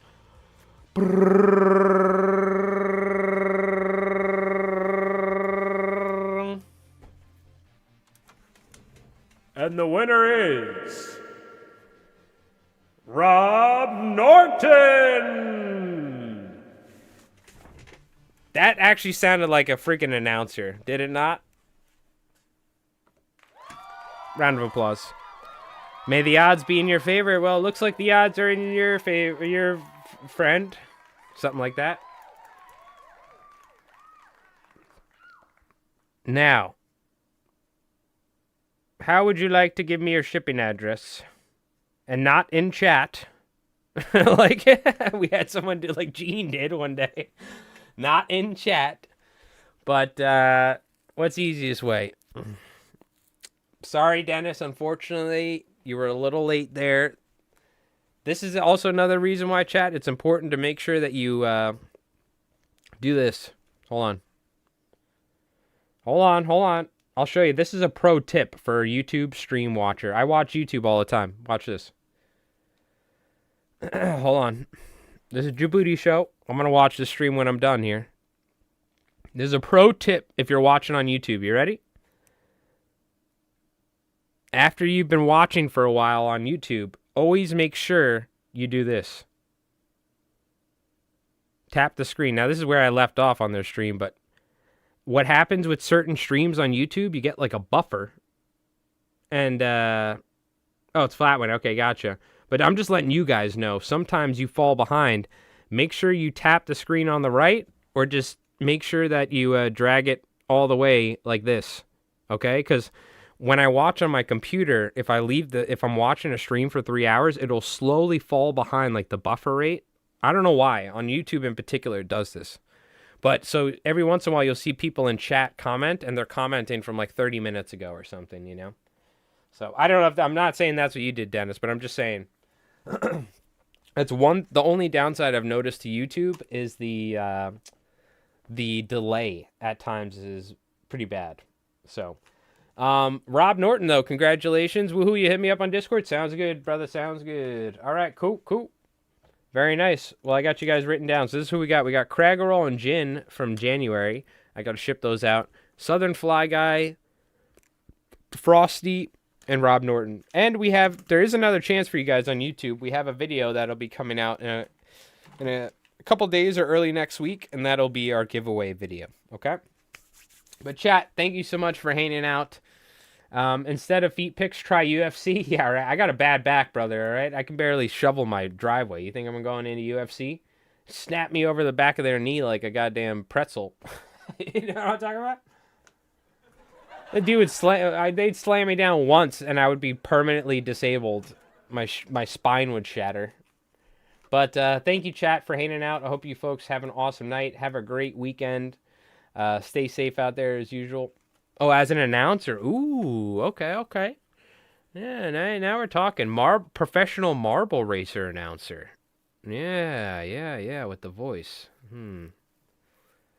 Realistically, though, my best bet would just be like a one-time they beat the crap out of me and I got a couple grand, you know? But all right, chat. Have a great weekend. I hope you folks have an awesome night. And what do you call it? We are streaming this weekend, but not fly tying. I stream on the weekend. Speaking of which, hold on, wait real quick. I introduce you to Little Peacock and his emu warriors. But look, hey, look, we took emus. It's little peacock. And it's an emu with guns. So this is his army now, and I'll show you real quick. Here he is. I have to paint the other version. That one has a helmet, but this is the real little peacock. I even got the ski mask and everything. Check it out. There he is, baby. Little peacock with the balaclava and everything. He's got a balaclava on. You can't see it because it's black, but there we go. We got little peacock and the free... Yeah, I put real marabou on the minis, dude. It came out sick. Nobody does shit like that, too. Like, nobody glues hair, or maybe hair, but nobody glues fly tyne feathers to miniatures. So everyone in, like, the conflict community is like, oh, it looks sick. I was a little nervous at first of putting, but this is actually jungle cock right here.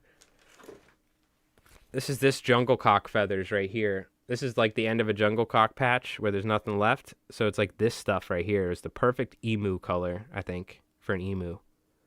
But I used that and other marabou on there and glued it. But for any of you folks that have been watching the stream for a very long time, you'll know who Little Peacock is, and you'll know about the emu eggs. So that's a little deep lore. And Little Peacock is living on the second YouTube channel. He may be, for the time being, Little Peacock may be banished to the Shadow Realm on Twitch, on Li Fly's mic, but he's like thriving on Mike Roll's Dice, Little Peacock. So, unfortunately, even we tried to get rid of him, me and Mike Ross, in our musical battle. We tried banishing him to the Shadow Realm, but he found another way back into our universe. So, who knows? Maybe one day. Something tells me, though, he's staying around now. He's like famous on Mike Rolls Dice.